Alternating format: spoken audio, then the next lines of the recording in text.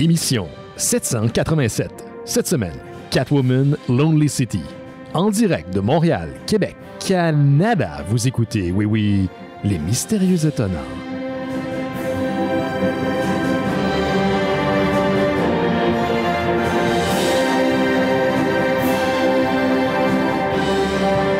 C'est là qu'il faut que je parle? Ouais, bon, j'attends. Ouais, un petit peu après. Bonjour à toutes et à tous, vous écoutez les Mystérieux Étonnants, une émission en balado-diffusion consacrée au BD et à l'ensemble de la culture populaire. C'est là qu'il faut que tu parles. Le complet. Benoît Mercier au micro et cette semaine, je chanterai une équipe dont les membres sont très mimifiables. Je vous les présente à l'instant. Le premier, je dois l'avouer, je n'ai jamais vu son profil Letterboxd, mais j'imagine qu'il est unique. Simon Chénier est avec nous. Salut Simon. Allô? Ben, content de te revoir, mon Simon. Ben oui, je reviens de loin et là, Ben oui. je suis là. On s'est pas consulté, mais on est team TUC aujourd'hui. Ben oui, on s'est pas appelé, mais un petit fret. Es-tu tanné de l'hiver, mon Simon? Non, moi ça va. Non. Ouais. Moi, je pense que... Moi, je suis pas genre particulièrement de gars qui chiale sur la température. Là, ça fait 41 ans que j'habite au Québec. Ça fait 41 ans qu'il fait fret. Fait que ça vient que le territoire, littéralement. C'est ça, puis c'est pas si pire. Là, cette année... Non, c'est ça. On parle de température. Ben oui, on est rendu vieux. Qu'est-ce que tu veux? Incroyable. Hey, on se rejoint par notre ami Laurent Boutin qui termine son quart de travail dans une librairie que nous nommerons pas sur Saint-Denis. Qui vend de la bande dessinée. On peut plus la nommer. Ben oui, on peut. C'est juste que je tease. Mais Gauthier est en pause cette semaine et on se demandait tantôt avant l'émission où est rendu Jake. Il est dans des side quests en ce moment. Il travaille fort. Là. Il travaille sur une BD. Donc, il sera avec nous éventuellement. Ça va arriver. Ben oui, il va revenir. Mais Gauthier, c'est ça. Il travaille fort et Laurent revient tout à l'heure. Vous êtes pognés avec nous deux. Oui, c'est ça. Classic. The old two geezers. Ouais, exact. La version mopette de ceux qui chialent sur le balcon des Mystérieux Étonnants. C'est ça. Hey Simon, avant comment tu veux commencer ça? Est-ce que tu veux qu'on parle de nouvelles ou tu veux... J'ai deux messages vocaux qui ont été laissés. Messages vocaux, messages vocaux. Deux messages qui ont été laissés par des auditeurs. On prendra pas de char. Non, on est safe. Par des fans des Mystérieux Étonnants, par des auditeurs des Mystérieux Étonnants, parce que j'ai demandé cette année que les auditeurs, les auditrices participent. D'ailleurs, on n'a pas eu beaucoup de messages d'auditrices à date. Hein, gênez-vous pas. Fait qu'on pourrait commencer avec ça. Question de se mettre dans le bain, puis tranquillement. Donc, un message, le premier, c'est d'un certain Kev. Salut tout le monde des Mystérieux cette semaine. Question pour vous autres. J'aimerais juste savoir qu'est-ce que vous pensez qui va arriver d'ici une dizaine d'années quand Superman et Batman vont aller dans le domaine public. Qu'est-ce que vous pensez qui va arriver au niveau de la pop culture, au niveau de Marvel, de DC, des comic books, etc. J'aimerais savoir vos opinions. Bon podcast, bon show comme tout le monde, puis tout le monde qui écoute, abonnez-vous sur Patreon, ça vaut la peine. Yeah, money. Qu'est-ce que t'en penses, toi, Simon? C'est une très bonne question. Merci, Kev. C'est tellement une bonne question que j'ai comme pas d'opinion, je sais pas. Je savais pas qu'il allait aller dans le domaine public, puis je sais pas qu'est-ce que ça peut faire. Qu'est-ce que ça peut impliquer? C'est sûr que ça serait intéressant d'éventuellement peut-être avoir quelqu'un qui est spécialisé en droit d'auteur. Moi j'ai une petite théorie, quoique je n'ai aucune connaissance juridique. Là. Moi, je pense qu'ils vont jamais les laisser aller. Ben non, jamais. Il y a des lois, là, mais ils vont trouver, comme à la manière de Mickey Mouse et compagnie, de repousser pour une dizaine d'années, puis ils vont faire ça à vivam aeternam. Puis éventuellement, ils ont tellement C'est des grosses entreprises, là. Ils ont tellement les mains longues que quand ça va être rendu que ça va rentrer dans le domaine public, ils vont aller défendre leurs droits devant, je sais pas, un congrès. C'est de pousser une loi spéciale, puis ils vont défendre que ça fait partie je sais pas moi, de la structure de l'économie américaine, donc il faut préserver ça, puis tu sais, les grosses hyperboles, puis d'après moi, c'est comme ça qu'ils vont préserver les droits. Parce que moi, j'avais l'impression que tant qu'ils publiaient du stock, c'était à eux autres. T'sais. Non, c'est pas comme ça. Je pense que c'est 75 ans, quelque chose comme ça. Pour là, je m'avance, là, je sais pas exactement la durée, puis qu'est-ce qui englobe, quel type de médias, mais pour les droits, c'est quelque chose comme ça. Je pense que c'est quelque chose comme 75 ans. Et oui, d'ici une dizaine d'années, il y a des personnages qui vont théoriquement rentrer dans le domaine public. En même temps, moi, je me suis toujours dit que ça serait intéressant de voir la version de Batman de tel studio versus tel studio, la version de, tu sais, prends un de mes films préférés, Ghostbusters, de telle personne. Parce que, tu sais, les contes qu'on connaît aujourd'hui qui ont été adaptés au cinéma ou en bande dessinée ou en télésérie, comme si, je sais pas moi, Cendrillon, par exemple, était une œuvre à part entière il y a jadis, tu sais, puis éventuellement, c'est rentré dans le domaine public. Mais j'ai l'impression qu'avec l'espèce de cross-média qui en ce moment, c'est des grosses institutions, c'est beaucoup de sous. Ils vont pas se laisser ça aller facilement. Et si c'est le cas, si ça arrive, ben, il va y avoir le Batman entre guillemets officiel versus les Batman faits par des tierces. Ouais, moi, c'est un peu la théorie que j'ai par rapport à ça. Ouais. Mais bonne question, Kev. On a une autre question de Martin. Salut les LME, c'est Martin. J'espère que vous allez bien. J'aimerais mettre mon petit grain de sel sur le sujet du show 786, A Righteous Thirst for Vengeance, de la semaine passée. Pour votre info, j'ai lu le volume 2 et sans spoiler, on en apprend plus sur le personnage principal. Et je confirme que l'histoire se conclut à la fin. Comme vous, j'ai adoré le dessin qui me rappelait le crayon fin de Jeff Darrow de Shaolin Cowboy. Pour le scénario de Remender, un peu dans le sens de Gauthier, moi j'y ai vu un storyboard de film. Comme suggestion, je vais mettre sur Discord une sortie prochaine qui pourrait être intéressante sur l'Incal. Et pour une demande spéciale pour Gauthier, est-ce que tes chroniques sur Elon Musk vont revenir? Lâchez pas les gars, je vous adore. Bon, on posera la question à Gauthier la prochaine fois. Ça donne mal, il n'est pas là cette semaine. Ben, c'est ça. Puis moi, j'ai pas lu la BD, fait que je sais pas de quoi vous parlez. Ben, c'est une petite BD. Ben, c'est une BD de Rick Remender. On a parlé la semaine passée. C'est quand même bien. On était, je pense, tous très curieux de voir la suite. Une BD qui est très muette. Puis t'embarques, puis le train des gens en marche. Fait que c'est un peu déstabilisant. Okay. Mais c'est intriguant. Mais si tu dis, Martin, que est-ce que ça se conclut, si j'ai bien compris, ça se conclut en 2 trades quand même? C'est ce qu'il a dit. Il semble qu'il OK. Ben, je suis curieux, surtout que c'est pas un trop gros investissement, 2 trades, mais ouais, OK. Je suis preneur, Ben, merci. Si vous voulez laisser un message aux Mystérieux Étonnants, c'est super simple. Vous allez sur le site speakpipe.com, speakpipe.com/mystérieux E. C'est MYSTERIEUXE. Vous laissez un message, commentaire, suggestion. Ça peut être... c'est pas obligé d'être compliqué. Vous l'avez entendu, ça peut être extrêmement simple. On veut vous entendre. On veut que vous participiez au show en 2023. Merci à Kev et merci à Martin. Et merci aux futures personnes qui vont donner des messages. Monsieur Chimon. Moi, je suis Chimon Chénier. Oui. Chimon Chénier. J'ai chamonné la machine Langto. Est-ce que tu veux que je te parle de Blu-ray? Qu'est-ce qui te ferait plaisir? Est-ce que tu veux commencer avec le Blu-ray ou tu veux commencer avec les X-Men? Je peux y aller avec les X-Men. Pourquoi pas? Ben, si on y va avec les X-Men, j'ai préparé quelque chose. Oh. Previously on X-Men. Here we go. Wow. Merci. Je me disais que ça allait être dadon. Je vais vous parler de Sin of Sinister. Là, c'est pour situer les gens, c'est où on est rendu dans les sorties des X-Men actuelles. Exact, c'est présentement ce qui se passe dans les X-Men. En fait, il se passe pas mal d'affaires. Ouais. On a toute l'histoire avec Wolverine et Beast que j'ai déjà mentionné. Là, excusez pour le spoiler, mais bon, c'est sorti. Fait que, dans le dernier numéro, je crois, de Wolverine, Wolverine tue Beast. Parce qu'il est tanné. Mais évidemment, Beast a un plan de contingence et il s'est comme cloné, ou en tout cas, il a son propre moyen de se ressusciter. Fait que c'est ça. Sinon, il y a les Brood qui sont de retour. Les Brood, c'est comme la race extraterrestre qui est très similaire aux xénomorphes. Ouais. Mais c'est un hasard. Ouais, c'est un hasard. Ben oui. C'est un hasard. Mais là, ils sont de retour. Ils ont commencé à revenir dans le titre de Captain Marvel. Et dans le titre de Captain Marvel, elle a demandé de l'aide à plein d'autres personnages des X-Men. Puis là, ça commence à aussi déborder dans le titre de X-Men principal. Mais là, l'événement qui se passe, c'est ça, c'est Sins of Sinister.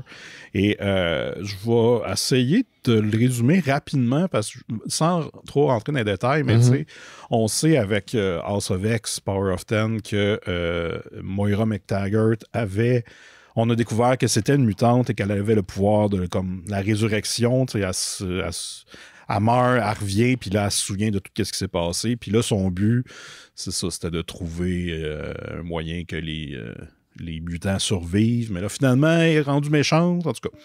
Là, l'affaire, c'est que Sinister, lui, évidemment, qui manipule tout et qui se pense tout le temps bien trop dans l'avance de toutes les autres. Un Snorro. Ah, c'est un Snorro. Il a décidé de cloner Moira McTaggart. OK.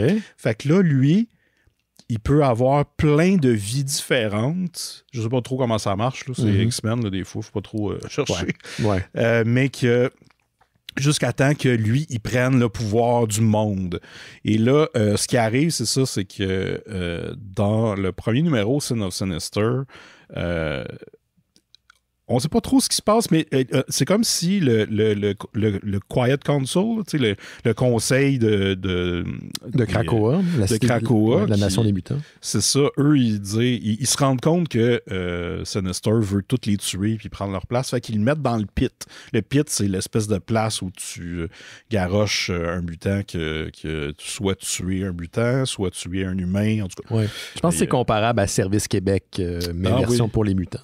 Oui, c'est exactement ça. Sauf que là, après, on a Professeur X qui enlève son casque. Puis là, lui aussi, il a l'espèce de carreau dans le front.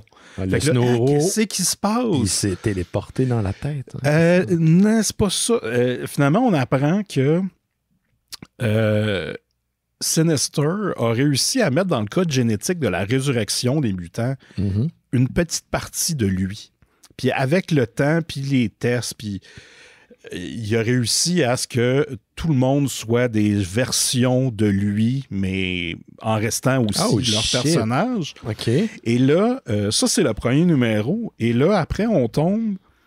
C'est des tie-in, mais finalement, ils appellent ça vraiment Part 1, 2, 3, 4. Là, tu sais. Ouais. Parce qu'il y a le titre Immortal, X-Men, X-Men Red et Legion of X qui ont arrêté.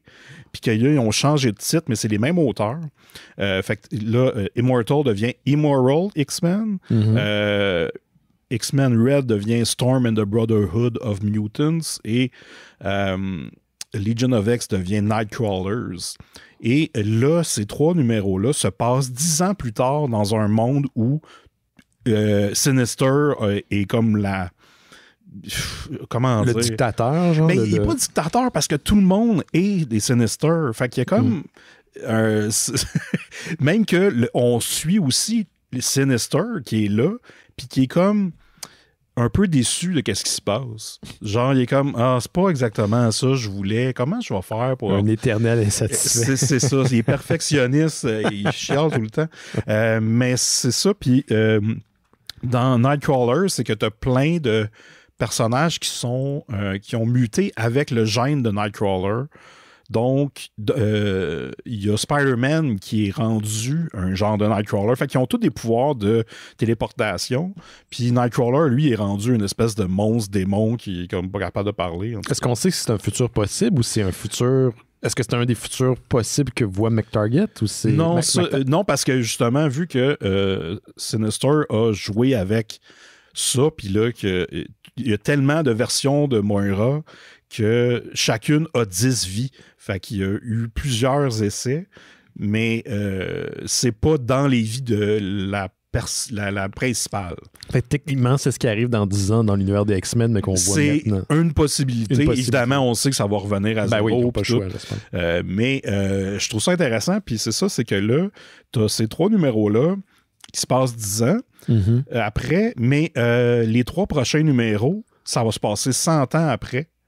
Puis les trois autres d'après vont se passer 1000 ans après. Là, je sais pas ce que ça va avoir l'air. Jusqu'à temps que, évidemment, ça va revenir après. Puis, mais je trouve ça super le fun ben déjà, ceux qui écrivent présentement, je trouve qu'ils font un très bon... ils écrivent un très bon Sinister qui est très... c'est ça, il est comme... comment dire, il est très dandy. C'est comme, je veux m'habiller le plus propre possible, mais je veux aussi contrôler tout le monde. Mais tu sais, il y a comme une façon d'être qui est le fun à lire. Comme un VP de RH, mettons. Oui, c'est ça.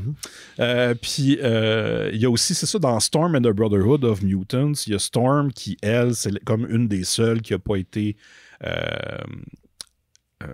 comment dire, altérée par Sinister parce que elle n'a jamais passé par le système de résurrection. Puis juste pour les gens à la maison, parce que je me souviens qu'on a discuté de la bande dessinée, de l'event Power of 10, House of 10. Ouais.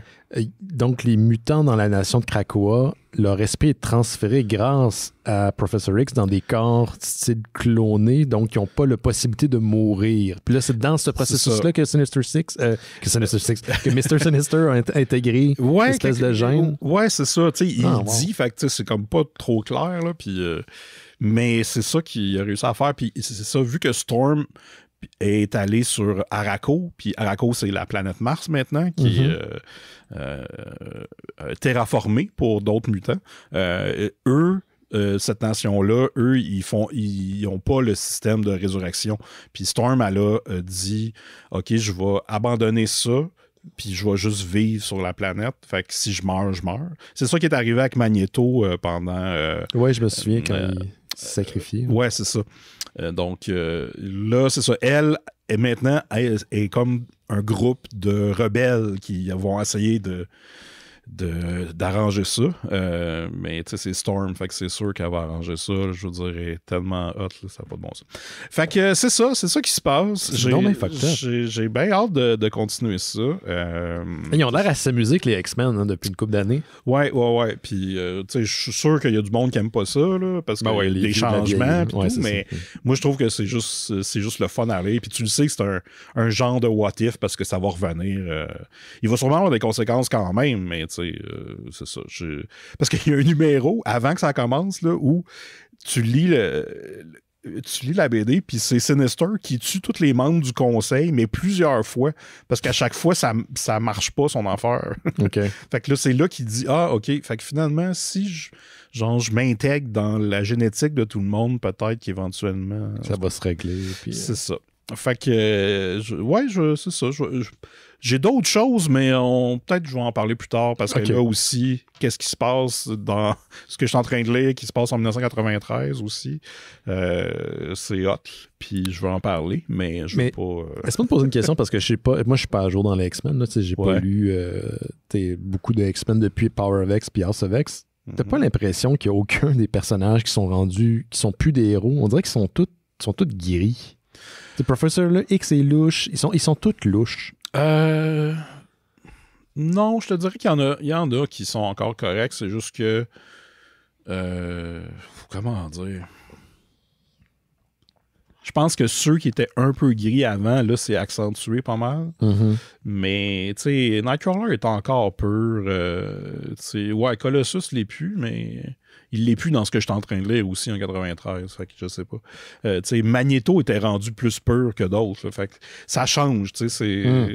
Puis, je te dirais que tous les X-Men qui sont dans le titre X-Men, qui, eux, sont comme le team qui est visible pour tout le monde, puis qui font du stock héroïque à New York, puis tout ça. Eux autres sont corrects. Là, Cyclops, Jean Grey... c'est ça. Il n'y en a aucun qui est conscient de ce qui se passe en ce moment. Il n'y a personne qui est conscient vraiment des répercussions de Sinister Six. Mr. Sinister. Pas capable. Ben oui puis non. En fait, c'est que les autres titres vont pas adresser ce qui se passe parce que c'est comme si ça se passait avant ou après. Vu que ça, c'est un what if, tu le vois comme séparé. C'est ça. Les trois titres que je vous ai mentionnés aussi après Sins of Sinister vont recommencer où il y avait arrêté. Fait que c'est comme pas un nouveau volume là, à chaque fois. Là, donc, la liste de lecture est disponible sur le Discord du Mystérieux. Est-ce qu'elle a été mise à jour avec ces titres-là?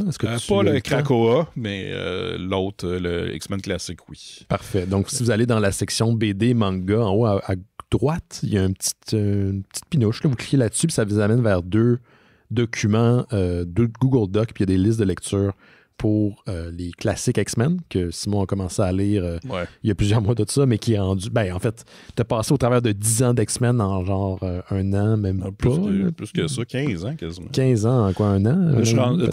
J'ai commencé 75 jusqu'à 93, c'est là que je suis rendu. Wow. Puis en moins d'un an, je pense. Et l'ère Krakoa est aussi disponible dans Google Doc, donc si vous voulez suivre, c'est là-dedans. C'est ma nouvelle région, les X-Men. Ben oui, c'est ça. Je suis tout le temps prêt. Des fois, tu mets sur ton Instagram juste une story ou une image de quelque chose que tu es en train de lire. Puis, oui, on s'en a donc bien malade. Je sais que, on dirait que c'est rendu tellement gros parce que House of X, Power X, ça fait quand même quelques années. Tu sais, c'est comme quand tu as laissé aller quelque chose pendant trop longtemps, tu veux. Je sais pas, j'ai-tu le courage de me lancer. Mais ça a l'air extrêmement gratifiant comme lecture. Ouais. Excellent. Ben, allez voir ça pour les gens qui sont abonnés Discord dans la section manga et BD. Moi, j'ai encore une nouvelle qui est liée à Marvel. Donc, on va pouvoir en discuter. Puis je sais que toi, tu as plus lu l'univers Ultimate que moi. Donc, tu es plus probablement au courant des répercussions. Puis qu'est-ce que ça veut dire? Donc, 8 ans, ça fait quand même déjà 8 ans, après avoir détruit l'univers Marvel Ultimate Universe entre les pages de Secret Wars de Jonathan Hickman, Jonathan Hickman fait équipe avec l'artiste Brian Hitch pour ramener l'univers Ultimate dans une mini-série de 4 numéros. Je ne sais pas si tu as vu ça passer. Ouais. Ça va s'appeler Ultimate Invasion et ça va regrouper 2 des personnages qui ont survécu à la destruction de l'univers Ultimate, donc Miles Morales, Spider-Man, et The Maker, qui est le Reed Richards de l'univers de Ultimate. On a peu de détails concernant l'histoire, mais on sait que l'alliance des 2 personnages va ramener temporairement, en tout cas à tout de moins, l'univers du Ultimate Universe qui a été créé au début des années 2000 pour, disons, attirer de nouveaux lecteurs. On a modernisé les origines, on a modernisé un peu l'univers de Marvel. Et la ligne a été créditée aussi, entre autres, pour avoir revitalisé un peu la compagnie à la fin des années 90, début des années 2000, parce qu'ils ont fait faillite, en fait, au milieu des années 90, on vous le rappelle. Et il y a des éléments qui ont été repris, non seulement dans l'univers consensuel des comic books, mais qui ont été aussi adaptés au grand écran dans le MCU, entre autres Samuel L. Jackson, ça vient directement de Marvel Ultimate. Donc, c'est un univers qui était en soi séparé et qui finalement on a décidé d'enlever, de détruire et d'intégrer certains des éléments dont Miles Morales et The Maker dans la continuité actuelle. Ça ne veut pas dire, par contre, que Marvel Ultimate va revenir indéfiniment. On ne sait pas si ça va être ravivé à jamais, mais c'est intriguant. Est-ce que tu as des idées, toi, Simon? Qu'est-ce que ça veut dire? Toi, tu as lu du Spider-Man. Ouais, t'as lu... Spider-Man, j'ai lu pas mal les events vers la fin. Ultimatum. Ouais, j'ai lu Ultimatum, j'ai lu du Avengers, j'ai lu un peu d'X-Men. Mais tu sais, on dirait que j'ai peur un peu. OK. Mais en même temps, qu'est-ce qui fait peur? En fait, c'est plus de ramener un univers qu'on a travaillé tellement fort pour justement détruire et rajouter comme ce qui marchait dans le 616. Là, j'ai vu la nouvelle, j'ai fait comme pourquoi? Mais quand j'ai vu que c'était Jonathan Hickman, j'ai fait comme OK. Ouais. Tu sais, parce que c'est lui aussi qui a comme fini ça avec Secret Wars puis toute sa run de Avengers. Fait que je suis comme curieux de qu'est-ce qu'il y a à dire, tu sais. Qu'est-ce qu'ils peuvent faire? Puis aussi, j'ai peur que... En fait, je sais ce qui me fait peur.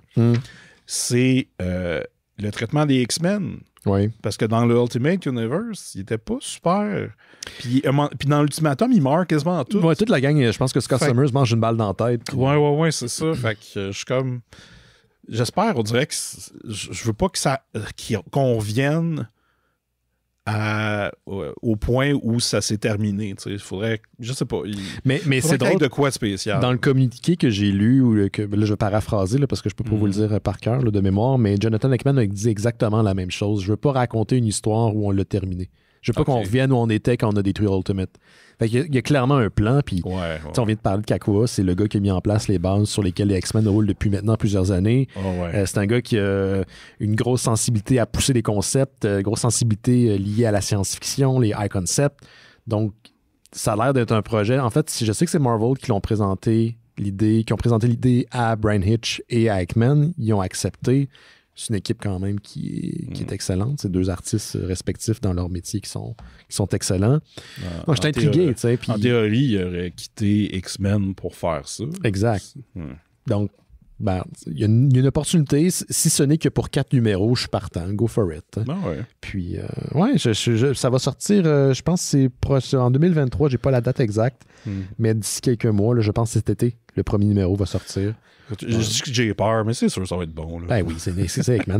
Hickman est en train de travailler aussi sur un titre qui se passe dans l'univers cosmique de l'univers de Marvel. Donc, est-ce que ça serait lié d'une certaine manière? Oui, c'est ça, parce que je pensais que c'était ça, en fait. Non, c'est son deuxième projet, en fait. Il y a 2 projets qui étaient en branle. C'était celui-ci, qui est Ultimate Invasion, et la version... c'est en univers cosmique, mais on n'en sait pas plus. Là, donc, est-ce que ça pourrait être lié d'une certaine manière? Est-ce qu'on va rouvrir à nouveau l'Ultimate Universe pour aller rechercher des éléments qui ont été laissés derrière? Qu'est-ce que ça veut dire? Est-ce qu'il va revenir pour toujours? Ou... Ce serait bizarre, là, je t'avouerais. Ils ont tellement travaillé pour leur donner une belle boucle. C'était spécial de Marvel du Ultimate Universe, c'est que la mort comptait. Quand quelqu'un mourait dans Ultimate, il n'y avait pas de retour possible. La preuve, Miles Morales est arrivé quand le Peter Parker de l'Ultimate Universe est décédé. Mais j'ai tant eu l'impression qu'ils voulaient détruire l'univers Ultimate Universe parce que ça venait comme super mélangeant avec l'application Ultimate. Puis, tu sais, comme... Ultimate Alliance. Mais ça a fait son temps, puis je pense que c'était plus aussi rentable que ça l'a déjà été. Fait qu'ils ont décidé de fermer ça. Mais je suis bien curieux. Donc, dans une couple de mois, j'ai comme l'impression qu'on risque de le lire à l'émission. Ah, sûrement. Vas-y, mon Simon. Ah oui, c'est vrai. Ben oui. On est 2. On n'a pas fini. Non, c'est ça. Je peux te faire les sorties Blu-ray. Oui, là, il va faire un jingle pour les sorties Blu-ray. Ah ouais? Okay. J'en ai pas. C'est correct. Le premier, ça s'appelle Goodbye 20th Century. C'est un film de 98 qui sort sur Vinegar Syndrome. C'est un film de la Macédonie du Nord. Ou la Macédoine du Nord. Regarde-moi pas, man. Je suis un idiot qui a accès à Internet. North Macedonian. Fait que, bon. Voici le Google Translate de ce film. Nous sommes en 2019 et le monde est devenu un désert dystopique. Un groupe de maraudeurs nomades tente d'exécuter un homme du nom de Kuzman car ils croient qu'il est responsable de la mort des enfants de leur tribu. Après avoir tiré plusieurs fois sur Guzman, ils découvrent qu'il est en fait immortel. Guzman parcourt ensuite le désert en essayant de découvrir son but et en cherchant finalement sa propre mort. Comment t'écris Guzman? C'est Kuzman. Kuzman. K-U-Z-M-O-N. OK, Kuzman. Okay. En rencontrant un compagnon immortel, son voyage le mène à des ruines mythiques gardées par une sentinelle qui devra vaincre pour entrer et découvrir les secrets qui s'y trouvent. En revenant au réveillon du Nouvel An en 1999, Kuzman découvre un lien entre lui et un imitateur violent du Père Noël qui se retrouve dans une situation insensée après avoir écrasé un enterrement. J'aurais jamais pensé que ça allait là. Non, hein? Non. J'aurais pu prendre des paris, puis je l'aurais jamais eu. Ouais, puis c'est ça. Tu regardes le trailer, puis dans la description sur le site de Vinegar Syndrome, ils disent que c'est si Mad Max avait été fait par Jodorowsky. Et je suis d'accord. Quand je regarde le trailer, ça a l'air de tout ça. Ça se pourrait être super violent et brutal et tout ça, mais il y a aussi un Père Noël, tu sais. Fait que... là, c'est fait pour toi, ça? Ben, j'étais un peu tenté, mais je me suis retenu parce que l'inflation. Ouais, je comprends. Mais... ouais, c'est ça. D'ailleurs, est-ce que tu as vu le trailer du nouveau Children of the Corn qui s'en vient? Non. Il y en a un qui s'en... Oui, mais c'est un nouveau, c'est un remake. OK. C'est... Je sais... C'est... Comment je pourrais dire ça? C'est weird. Le trailer est weird. La façon qu'il est monté, c'est... On dirait qu'ils savent que c'est con. Okay. Puis ils mettent l'emphase sur des parties du trailer. Puis on dirait qu'il... C'est à peine s'il n'y a pas un des enfants qui se retourne vers la caméra puis fait comme... C'est vraiment étrange. OK. Mais j'imagine qu'en tant qu'expert que Children of the Corn, tu n'auras pas le choix d'écouter. Ah, j'aurais pas le choix. Il m'en reste aussi, hein, je pense. Mais il en reste encore? 7, 8, là, je sais pas trop. Il y en a 8? Quelque chose du genre. Là. Oh my God. Okay. J'avais arrêté, là. J'étais un moment donné, j'étais tanné. Ben là, il y en a un nouveau qui s'en vient. Ouais, c'est ça. Je vais checker ça, là. C'est nouvelle A24? Non, c'est pas A24 qui fait... ouais, c'est pas Blumhouse puis A24. C'est ça. Non, c'est pas de cette qualité-là. Visuellement, ça a l'air bien, mais il y a des passes, on dirait que c'est comme Sam Raimi, mais un peu à la Evil Dead, mais c'est mal placé. Je sais pas comment expliquer, c'est vraiment étrange. Bon, j'irai voir ça. Ouais, gros film. Prochain film, c'est Magnificent Warriors, qui sort sur 88 Films. C'est un film mettant en vedette l'actrice de l'heure, Michelle Yeoh. Hey, crime. Je suis content pour elle. Ah, ben oui. Je suis content pour Braden, je suis content pour l'autre aussi. Comment il s'appelle? Quoi? Ah, fuck. C'est qu'on a la cave. Désolé, ouais. Ça, je vais aller chercher son nom. Ouais, c'est ça. Mais, je le suis en plus sur Instagram. Ouais, c'est ça. C'est avec Michelle Yeoh et c'est un film un peu... Pense Indiana Jones avec Michelle Yeoh. OK. Donc, voilà. Se déroulant en 1938 dans un contexte de conflit entre le Japon et la Chine, Yeoh incarne l'audacieuse aviatrice et soldat mercenaire Fok Ming Ming, qui vient à la rescousse d'un espion chinois envoyé pour recueillir des renseignements sur les plans de l'armée japonaise alors qu'elle s'infiltre en Chine continentale. C'est Kiwi Kwan, excuse-moi. Ouais, OK. Voilà. T'étais proche. En vue d'un futur conflit avec les forces chinoises, un groupe de généraux japonais impitoyables envisage de fabriquer du gaz toxique dans un village de montagne isolé. Après un atterrissage forcé, Fok Ming Ming entre dans le canton pour localiser l'argent, mais devient rapidement impliqué dans le conflit où une scène de combat spectaculairement chorégraphiée démontre la maîtrise des arts martiaux de Yeoh et culmine dans une bataille acharnée en pleine action pour évincer les forces japonaises. Donc, moi, je l'ai commandé, mais je ne l'ai pas reçu encore. Il est sorti la semaine passée. J'ai bien hâte de voir ça. Je pense j'avais une copie un peu cheap, puis j'ai vu que ça s'en venait. Fait que j'ai fait comme, je vais attendre. Je vais le voir en Blu-ray, ça va être beau. Michelle Yeoh qui est excellente. Ouais. Et le prochain, ça sort sur Arrow Video, c'est Millionaires Express de 86. C'est un film de Sammo Hung, donc un film de Hong Kong avec aussi Sammo Hung joue dedans. Il y a Biao Yen, mais il y a aussi Richard Norton et Cynthia Rothrock. Yeah. Et encore là, c'est un film un peu d'époque, un peu dans les années 30-40 aussi. Donc, Sammo Hung lui-même joue Ching Fong Tin, un ancien hors-la-loi avec un plan fou pour faire amende honorable avec les citoyens de sa ville natale en difficulté de Hong Sui. Faire dérailler de manière explosive un tout nouveau train express de lutte en route depuis Shanghai afin que ses passagers super riches aient pas d'autre choix que de dépenser de l'argent en ville. Ouais, c'est élaboré comme plan. Quand même. Il n'est cependant pas le seul à avoir les yeux rivés sur les poches profondes des passagers. Une bande de voleurs de banques impitoyables est en route à la recherche d'une carte inestimable gardée par un trio de samouraïs japonais. Les balles et les poings rempliront l'air dans une égale mesure. OK. Mais Hong Sui Town restera-t-il debout? Donc, bonne question. Voilà. Est-ce que la ville va rester debout? Ça sort sur Arrow Video. Ce qui est le fun de noter, c'est qu'il y a 4 versions du film. 4 versions? T'as la version qui est sortie au cinéma à Hong Kong, la version Extended International Cut, la version English Export Cut et la version Hybrid Cut qui combine toutes pour avoir la plus longue version. Ça, c'est ta copie avec c'est un Mr. Sinister. Oui, c'est ça. Fait que voilà, c'est ça qui sort en Blu-ray. Sinon, juste mentionner les 4K. Il y a Dazed and Confused qui sort sur Criterion. Il y a un double sortie de Slumber Party Massacre 2 et 3 qui sort sur Shout Factory en 4K et Puppet Master 3. Celui avec petit Bobby, Puppet Monster versus Puppet, comment il s'appelle? Hein?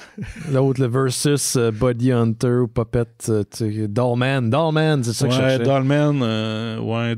En fait, c'est Dollman in les Demonic Toys. C'est pas je me suis trompé de verse. Ok, ouais, c'est ça. Ouais. Ben, en même temps, je pense que c'est tout un peu dans le même verse, pareil. Tout Ils sont en train de travailler sur un nouveau Puppet Master. Non, j'en doute pas. Ouais. C'est pas tuable, ces petites crises de bébête-là. Juste aussi, je le skip un peu, mais il y a aussi un Blu-ray pour le film .com for Murder. .com for Murder. OK, attends, laisse-moi deviner. Attends, je veux juste deviner, là. C'est un film fin des années 90, début des années 2000, où les gens qui se connectent à un site Internet, il y a comme une malédiction puis ils meurent de façon conne. Attends, je vais te le lire, là, tu vas voir. Ce thriller psychologique de haute technologie se déroule dans le monde obscur d'Internet. Sandra Brumel se remet d'un accident de ski dans le manoir de son petit ami et contacte accidentellement un tueur potentiel dans un salon de discussion sur Internet. Ah oui, quand ça arrive, ça jaillit ça. Ouais, elle et son ami Misty entrent dans un jeu virtuel qui devient trop réel. Donc, bon, j'étais à côté, mais... Ouais, tu sais, c'est un peu... c'est un peu la même affaire. C'est ça. Ça serait un film à écouter après celui que tu as décrit. Oui. Un double bill. Un double bill. L'autre film dont tu parlais avant, la version, celle qui a 4 versions, tu as 4 versions que tu peux acheter ou les 4 viennent ensemble? Non, les 4 viennent ensemble. OK, parce que sinon c'est des bonus. C'est intéressant, ça, quand même. Ouais. Excellent. Moi, j'ai 2 autres trucs, Simon. J'ai un truc concernant Le Seigneur des Anneaux et Thunderbolts. Qu'est-ce que tu veux entendre? Pour faire changement de Marvel, je dirais Seigneur des Anneaux, même si je suis pas... Ouais, moi non plus. Je connais pas bien. Gauthier est un grand fan.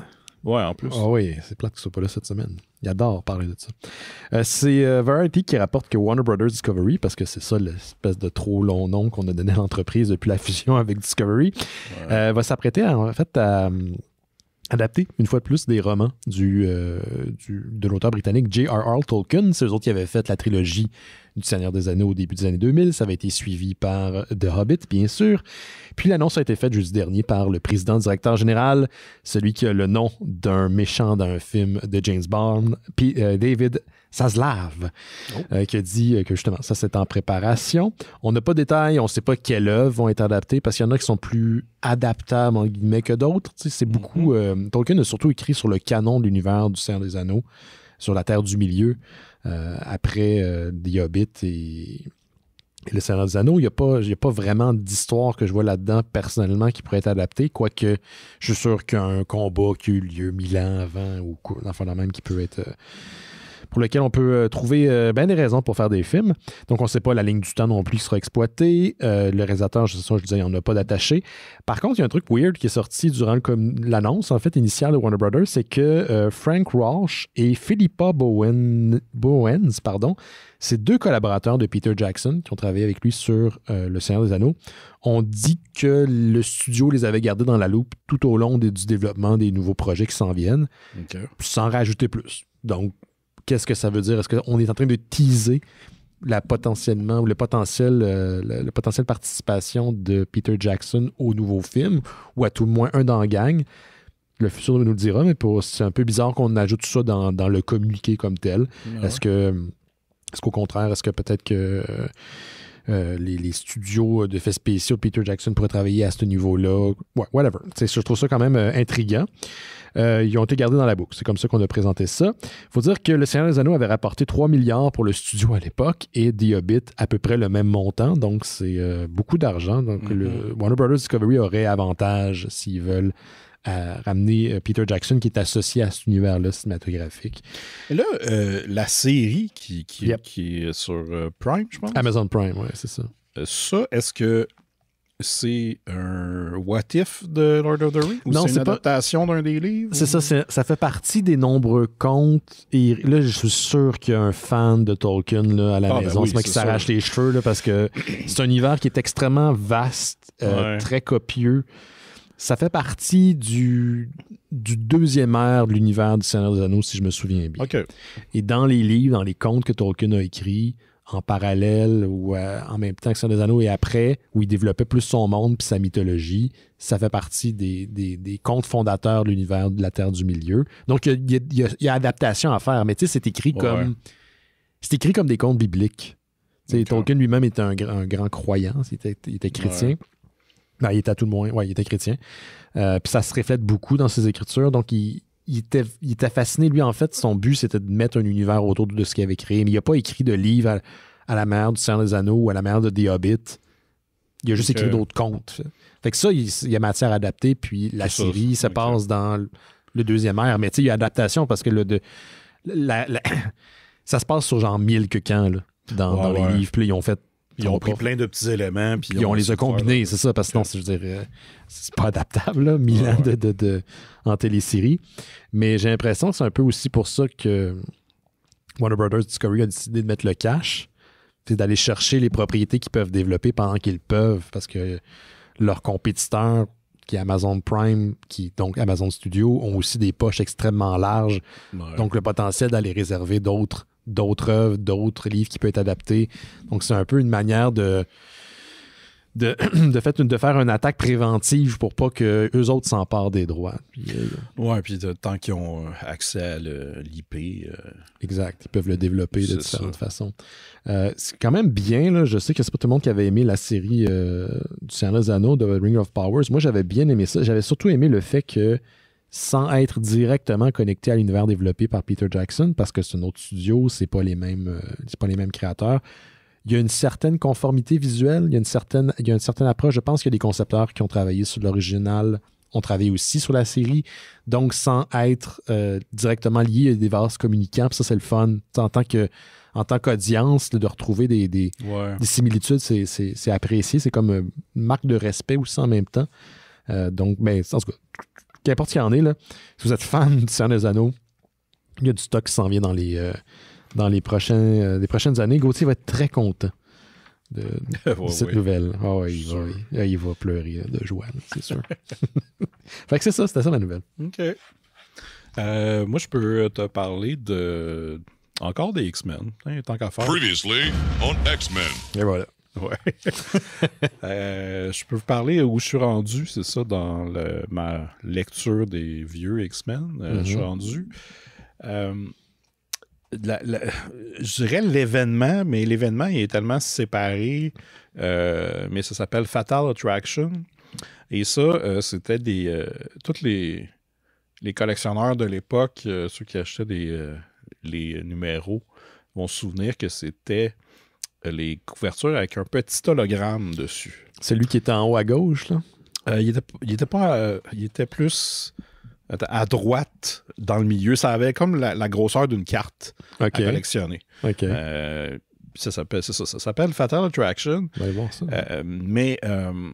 Et puis c'était pour fêter, je pense, le 35e anniversaire ou le 25e. Le 35e, le 25e, t'imagines? Je suis un peu perdu, là, mais ce que j'aime là-dedans, là, c'est qu'on tombe dans un air où il y a plein de concepts que j'ai entendu parler, mais que je savais pas c'était quoi. Puis là, je vais comme vraiment rentrer là-dedans.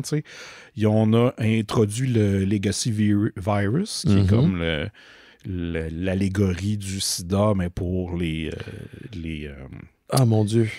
Les X-Men. Je viens de voir l'hologramme dont tu parles. Ouais. Puis c'est très 90s comme oui. C'est rare. Là. C'est carrément un hologramme qui est placé à droite de la couverture. C'est comme une deuxième couverture sur la couverture. C'est pas comme si l'hologramme communiquait ou faisait suite au design. Puis c'est collé là. Bang. Ouais, ça n'a pas rapport. Un petit bonus. C'est là, t'en es ici. Ouais. Wow. Fait que, ouais, c'est ça, le Legacy Virus, je suis comme, ah ouais, ok, ça vient de Strive. Puis là, Strive qui est comme présent. Je sais que maintenant, on sait que Strive était le clone de Cable. Ouais. Mais à l'époque que je suis en train de le lire, on ne le sait pas encore. Puis là, Cable pense qu'il est le clone de Strive. Puis que Cyclops pense que quand il a sauvé son enfant en l'envoyant dans l'espace là, ou dans le temps, c'est ça, que là, ben, il l'a abandonné puis qu'il est devenu Strive à cause de ça. T'sais. Mais finalement, c'est Cable. Tout. En tout cas. Si, mettons, tu les avais pas lus back-à-back comme ça, est-ce que tu aurais été en mesure de suivre autant l'histoire? Parce que moi, quand je suivais des séries en single issue, c'était mon gros problème. C'est que je revenais un mois plus tard, puis des fois, je savais pas du tout où j'étais rendu. Non, ça, c'est vraiment tough.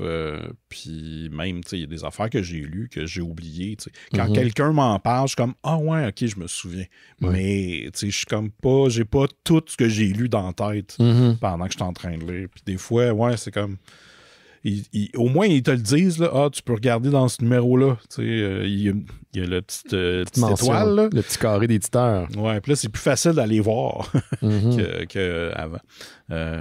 C'est ça. Puis là, il y a aussi... Fatal Attraction, en fait, c'est le retour de Magneto après qu'il soit mort dans X-Men numéro 3, qui est comme la dernière BD de Chris Claremont. Là, il revient et il veut, évidemment... là, il est encore plus fâché que d'habitude. Et là, il veut vraiment que les mutants vivent dans une utopie ailleurs. C'est ça le mot, en tout cas? Ouais, une utopie. Ouais.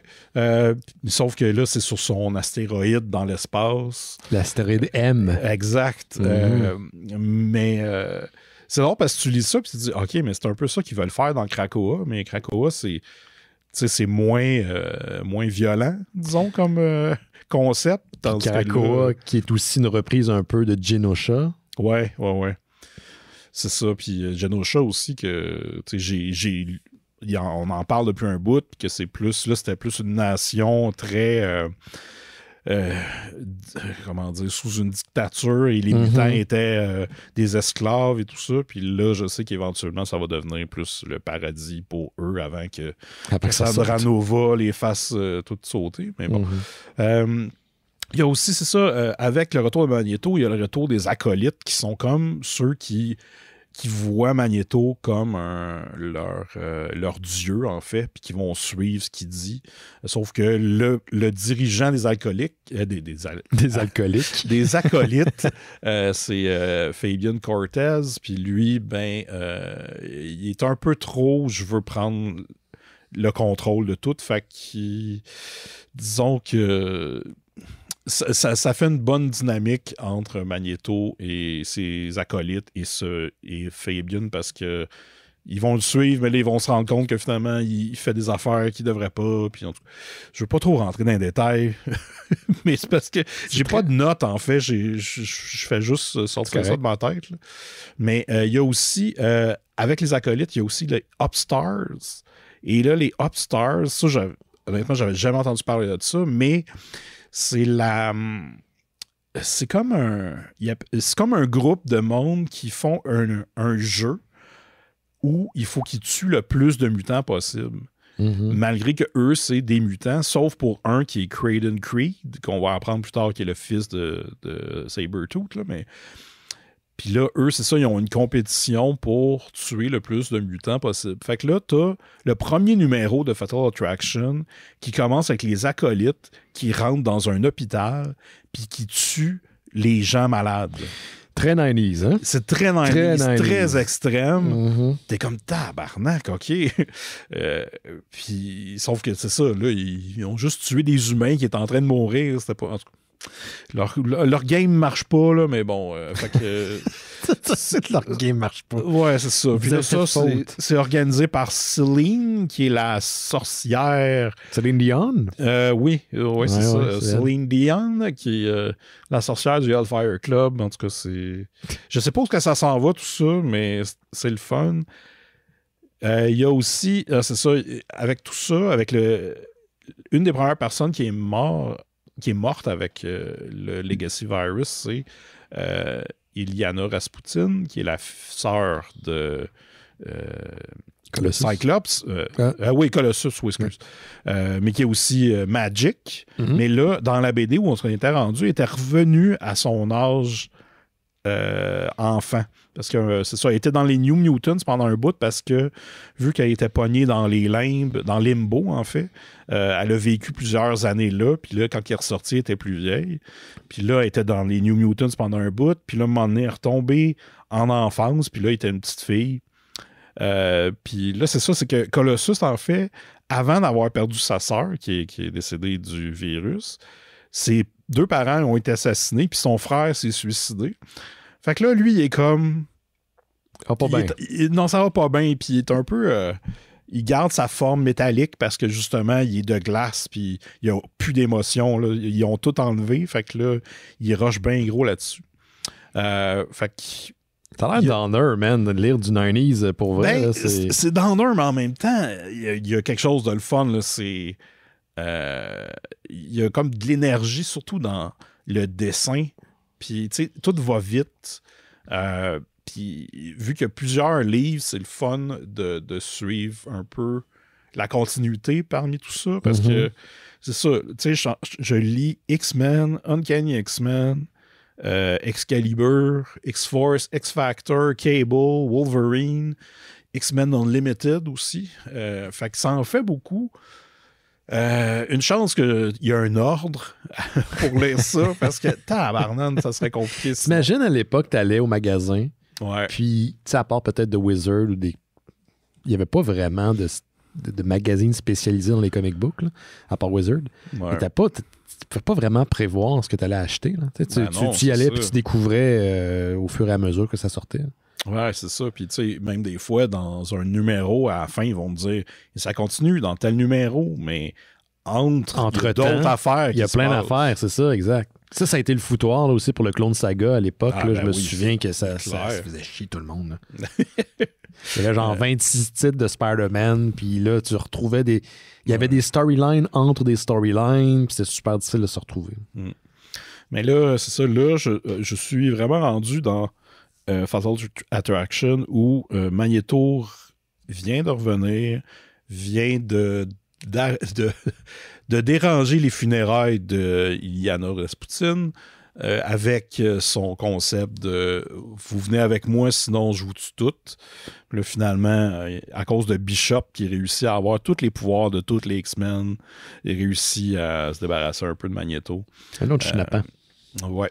Mais et là, dans ce qui va arriver, je sais ce qui va arriver parce que je m'en souviens encore de quand je les avais achetés parce que oui, il y avait des hologrammes. Fait que... mais c'est il va avoir le fameux numéro où Magneto enlève l'adamantium de Wolverine. Ah oui, je me souviens de la carte de ça. Ouais, puis après, il y a le numéro dans Wolverine où là, il se rend compte, ouais, tu sais, mes claws, finalement, c'est des os, je les ai toujours eus. Puis aussi, il va y avoir le bout où Professeur X va enlever le méchant de la tête de Magneto qui va devenir éventuellement Onslaught. Oui, c'est Onslaught quand ils vont fusionner. Fait que je trouve ça le fun d'être rendu là. Mais tu sais, ce qui s'en vient aussi, c'est ce qui est... ouais. Fait que ça doit t'encourager à lire. Ah, ben oui, c'est sûr. Puis... je sais, tu sais, c'est ça, là, je vais tomber un peu comme dans les numéros que j'ai commencé à acheter. Fait que, tu sais, je vais relire du stock que j'ai vu, mais que je comprenais pas. Là. Quand t'étais jeune, ouais. Ouais, fait que j'ai bien hâte. T'as-tu continué à lire les Avengers de Jason Aaron? Ouais.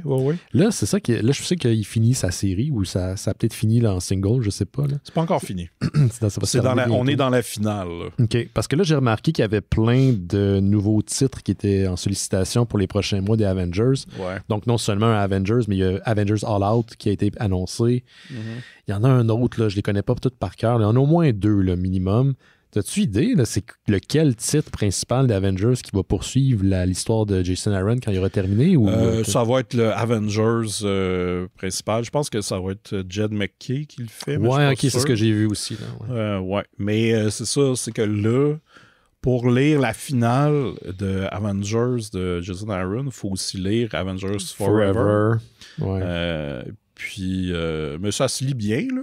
Mais c'est ça, on est rendu dans la finale. Là. Je pense qu'il reste 3 ou 4 numéros, puis ça va être fini. Mais c'est gros, là. C'est beaucoup de batailles de multiverse, puis de différentes versions. J'ai vu qu'il avait fait un single un peu plus copieux qui s'appelait Avengers Alpha aussi, si je me souviens bien le titre. Là, ça je pense que là. c'est la première partie de l'event, en fait. OK, c'est un event. Ouais. Là, reste voir comment ils vont le mettre en trade. Tu sais, c'est drôle, on en parlait la semaine passée ou il y a 2 semaines avant que tu partes. Là, on se disait comment on peut aider les nouveaux lecteurs à essayer de suivre l'espèce de foutoir monumental qui est des fois le comic book américain de super-héros. Puis, regarde, nous autres, on en connaît un petit peu, puis on est déjà perdu. Fait qu'imagine quelqu'un qui rentre là-dedans. Là. Ouais. C'est pas évident de se retrouver. Il va sûrement avoir un genre d'omnibus de cette période-là. J'ose espérer. Mais tu sais, on dit ça, mais X-Men, la période Krakoa, à part Power of X, puis X of Sword, puis ces affaires-là, il n'y a pas eu de gros trade entre. Dawn of X n'a pas été mis en gros trade. Omnibus, pas un gros, mais tu peux l'avoir par titre ou par je sais qui est sorti. En publication. En ordre. Là, ouais, mais c'est des trade paperback. Ouais. C'est pas des omnibus. C'est correct, mais c'est juste que ça arrête les omnibus, souvent, ça va prendre du temps avant de sortir. Tu sais. OK. Ouais. Ça arrive plus tard, souvent. Parce que moi, je suis des rendu... hardcovers, ça, c'est plate qu'ils aillent pas. Ouais. Mais, ouais. Je suis rendu le type de lecteur qui attend les gros omnibus. Tu sais, même, je sais que quand j'en achète de DC qui sont ridiculement trop gros, là, c'est pas lisable. Là, c'est impossible à lire. Tu sais pas comment te positionner pour les lire. Ouais, mais au moins après... Tu peux le lire, mais ne pas être capable de marcher après parce que ouais, c'est ça. Tu peux lire, mais après, tu as des problèmes de dos pendant 3 mois. C'est ça qui arrive. Mais je suis rendu que je les prends comme ça parce que je me dis, il y a au moins une curation. Il y a de l'édition qui a été faite. Fait il y a un travail pour que moi, en tant que lecteur, je me retrouve. Je suis rendu paresseux, I guess, là, que je ne vais pas acheter 10 trades puis de me retrouver à devoir en acheter un nouveau. Là, mais je suis comme tanné de courir après ça. C'est une des raisons pourquoi j'avais laissé les singles. Puis si pendant un bout, je lisais les Superman de Brian Michael Bendis du côté de DC. Puis lui, il travaillait sur 2 séries en même temps. Il avait commencé avec Man of Steel, puis après, il avait fait 2 séries. C'était Action Comics puis Superman. Mais je les ai.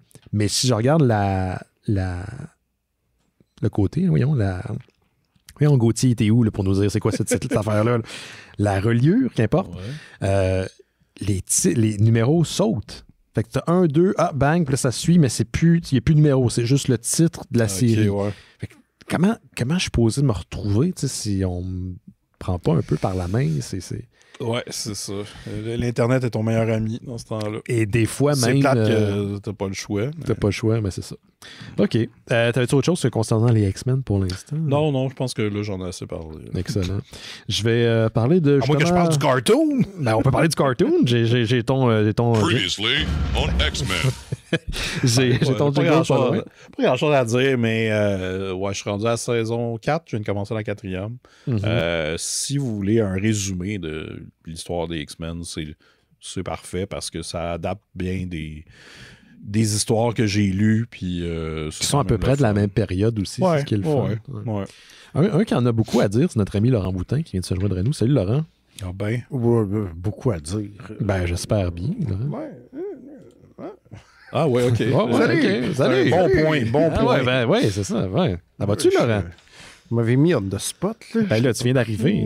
Ouais, c'est ça. Je suis tout échevelé, puis tout. Ben là, c'est correct. Hein. Les joues roses de froid de dehors. T'es-tu tanné du froid, là, Laurent? Ça c'est ton bike. J'ai un peu hâte de sortir mon bike, mais on dirait que le froid, ça va encore, mais je suis vraiment tanné de marcher dans l'espèce de gadou de la couche de neige qui reste après la gratte, mettons. Ça, je suis tanné. Je suis vraiment tanné de marcher là-dessus. Je rêve d'un beau trottoir sec. Là. Je comprends. Ce qu'on appelle la Waluigi de neige. On appelle ça comme ça. Les geeks qui appellent tout le temps ça comme ça. Ouais, c'est ça. Ah ouais, vous êtes pas au courant? Je manquais le mémo. Ouais, c'est ça. Ben écoute, on t'en parlera au prochain Conventum. Là, mais, c'est pas c'est dans le film qui s'en vient, c'est ça? Oui, c'est ça. C'est l'origine de la Wal Neige qui s'en vient. C'est ça. Qu'est-ce que t'as, Laurent? On va te mettre sur le spot, justement. OK. Tant qu'à t'avoir. Red Ketchup. Allez-vous parler de ça? Qu'est-ce qui se passe avec Red Ketchup? On a annoncé il y a plusieurs mois déjà qu'il y aurait un dessin animé de Red Ketchup produit par Télétoon. Puis là, il semble qu'on approche du but. Il y a eu un communiqué de presse cette semaine qui présentait des voice actors puis des extraits de la dite série qui sera disponible dès le mois d'avril, à ce qu'on dit. Donc, la fameuse bande dessinée de Réal Godbout et de le regretté Pierre Fournier, qui est décédé il n'y a pas si longtemps. Puis c'est ça, 10 épisodes de 1 demi-heure avec aux voix, entre autres, Benoît Brière dans le rôle de Red Ketchup. Ah, c'est cool, ça. France Castel dans le rôle de sa sœur Sally. Alain Zouvi dans le rôle du méchant. Why not? Ouais, c'est du monde qu'on aime. Ouais, pour vrai, j'étais comment... je pense qu'il y a beaucoup de gens qui étaient comme Benoît Brière, en Red Ketchup, c'est weird, mais que les extraits qui montent. Ouais, c'est ça, mais ça fit quand même. Ça réussit, là. Je trouve le bout que je trouve bizarre, en fait, c'est que c'est tout en joual, genre. Alors que, tu sais, comme vu que c'est un personnage qui est un Américain, je suis comme tout le temps plus considéré que c'était plus dans une espèce de français international que, mettons, Michel Risse, les mêmes auteurs, mais je suis comme... Est-ce que c'était écrit en joual à l'époque, la BD? Et de mémoire, pas vraiment tant que ça, tu sais, mais ça fait longtemps que je l'ai pas. Ils sont-tu réédités finalement au complet, la Spastique, les BD de Red Ketchup? Il y a eu 9 albums individuels qui ne sont déjà plus disponibles, mais qui sont disponibles maintenant dans 3 intégrales de 3 albums. Ah, les maudits. Ceux-là sont... Puis, il y en avait un qui était out of print depuis longtemps, mais je pense qu'ils ont catché que ça s'en venait, cette affaire-là. Ils ont fait juste à temps pour Noël, le tombeur. Fait qu'il y en a de dispo. Vous pourrez checker ça.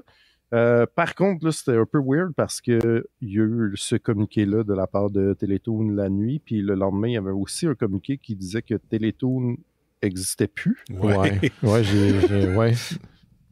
Fait que, bon, I guess que, je veux dire, ça ne touche pas. En fait, Télétoon n'existera plus sous le nom de Télétoon, c'est comme rebrandé sous le nom de Cartoon Network Canada, genre. Fait que je pense que les projets qui étaient là continueront leur air d'aller parce que ça serait vraiment, vraiment poche. Sinon, puis là, c'est ça. Fait que j'ai comme eu une petite larme de nostalgie, là, genre. C'est comme un poste qu'on a vu apparaître. Oui, de naître, je me souviens. Puis là, ça fait 25 ans, puis là, c'est comme... Oh, ta gueule, c'est vrai. Ouais, ça fait 25 ans. C'était en 97 que l'article que j'ai lu disait. Fait que j'étais comme, ça fit, là. J'étais comme un pré-ado, mettons. Puis j'étais comme, un posting de bonhomme, enfin. C'est ça qu'on veut. La clique, 13 épisodes, puis après, mettre les 13 épisodes. Je vais l'écouter à tous les jours pendant 7 ans, ouais. Moi, je pense que je venais de déménager là, de chez mes parents, puis je me souviens que avec mon coloc de l'époque, on écoutait tout le temps les Simpsons, mais genre 3-4 fois. Là, parce c'était le même épisode. À 9, mais il est passé à TQS. Les nouveaux passaient à TQS. Puis là, tu avais les reprises à Télétoon à un moment donné. Tu avais les reprises à CBC, tu avais les reprises à Fox. Puis là, après, tu avais Télétoon 2 fois. C'était... des grosses journées, pareil. Mais je m'ennuie de l'époque de la télé où tu vas syntoniser un poste à je sais pas quelle heure du soir, puis tu n'as aucune idée de ce qui va passer. Tu sais, je me souviens à une certaine époque, quand Global, qui est un poste canadien ici, là, au Canada, on commençait à diffuser les South Park. Ils diffusaient jamais vraiment à même heure. Fait que, tu pouvais les pogner à minuit ou à minuit et 10. C'était pas clair là, quand ils allaient les passer. Puis de toute façon, c'est sûr qu'ils allaient le mettre le soir tard parce que c'est extrêmement vulgaire. Là. Mais j'aimais ça, à cette époque-là, de découvrir de quoi, puis tu savais pas sur quoi tu allais tomber. Puis, je sais pas. Autant que je suis content aujourd'hui d'y aller à la carte, mais il y avait tout de fun. Genre, on s'ennuie parce que c'est nostalgique, mais on nous offrirait la même expérience aujourd'hui. On serait comme fuck that shit. J'ai du temps pour ça. Il y a ben trop d'affaires à faire pour attendre qu'il y ait de quoi d'intéressant. Je me souviens aussi des bumpers de Télétoon de la nuit. Parce que c'était brandé le matin, c'était pour les jeunes. De l'après-midi jusqu'en soirée, c'était pour les jeunes ados, voire les ados. Puis en soirée, c'était pour du monde, entre guillemets, plus mature. Puis c'était Cyber 6. Ouais, il y avait des bumpers en pâte à modeler de bonhommes qui se fouettaient. Souvenez-vous de ça? C'était fucked up. Tortura. C'était Tortura style. Là. C'était bizarre. OK, juste moi qui se souviens de ça. Il y a moi et Julien Bernatchez qui se souvient de ça. T'avais fini, là? Oui, j'avais pas mal fini. OK. On avait-tu fini avec toi, finalement, les X-Men, Simon? Ouais. Ouais, t'avais-tu d'autres choses?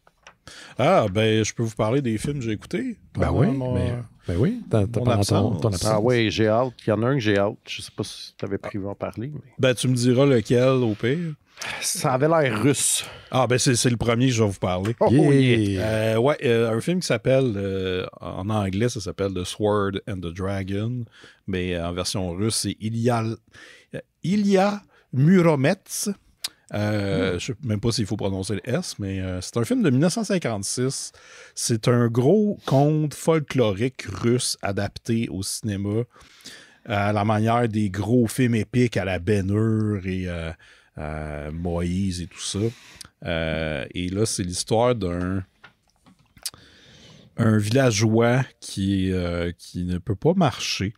Et là, le village se fait attaquer par...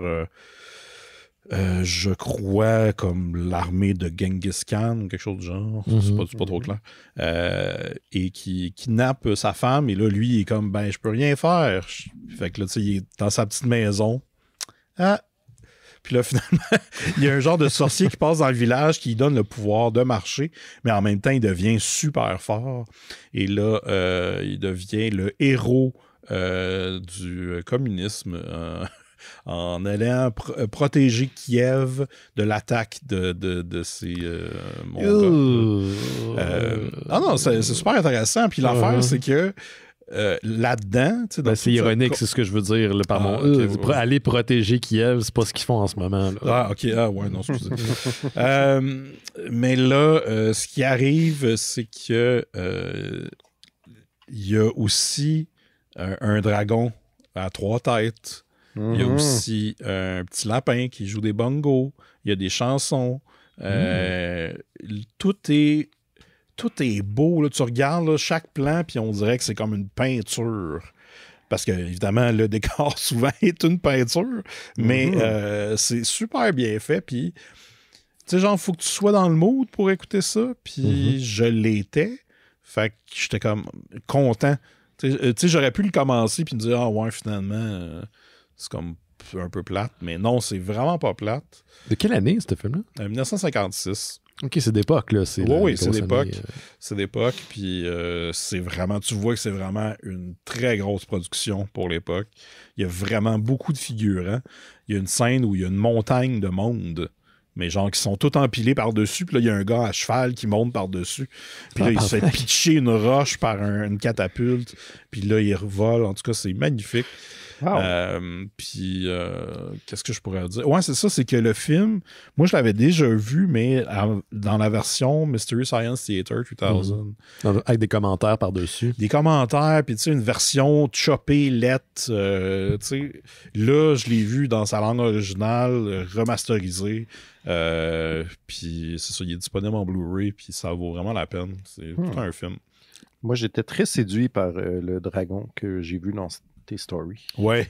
J'étais comme, dragon. Chen, il regarde un petit film avec King Ghidorah, puis là, j'étais comme, wait a minute, c'est pas King Ghidorah, ça. C'est qui cet autre dragon à 3 têtes?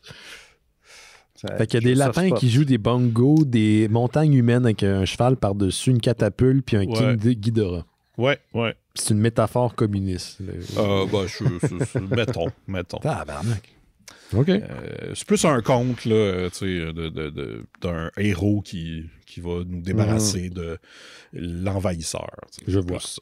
L'envahisseur est américain. Non, pas dans celle-là.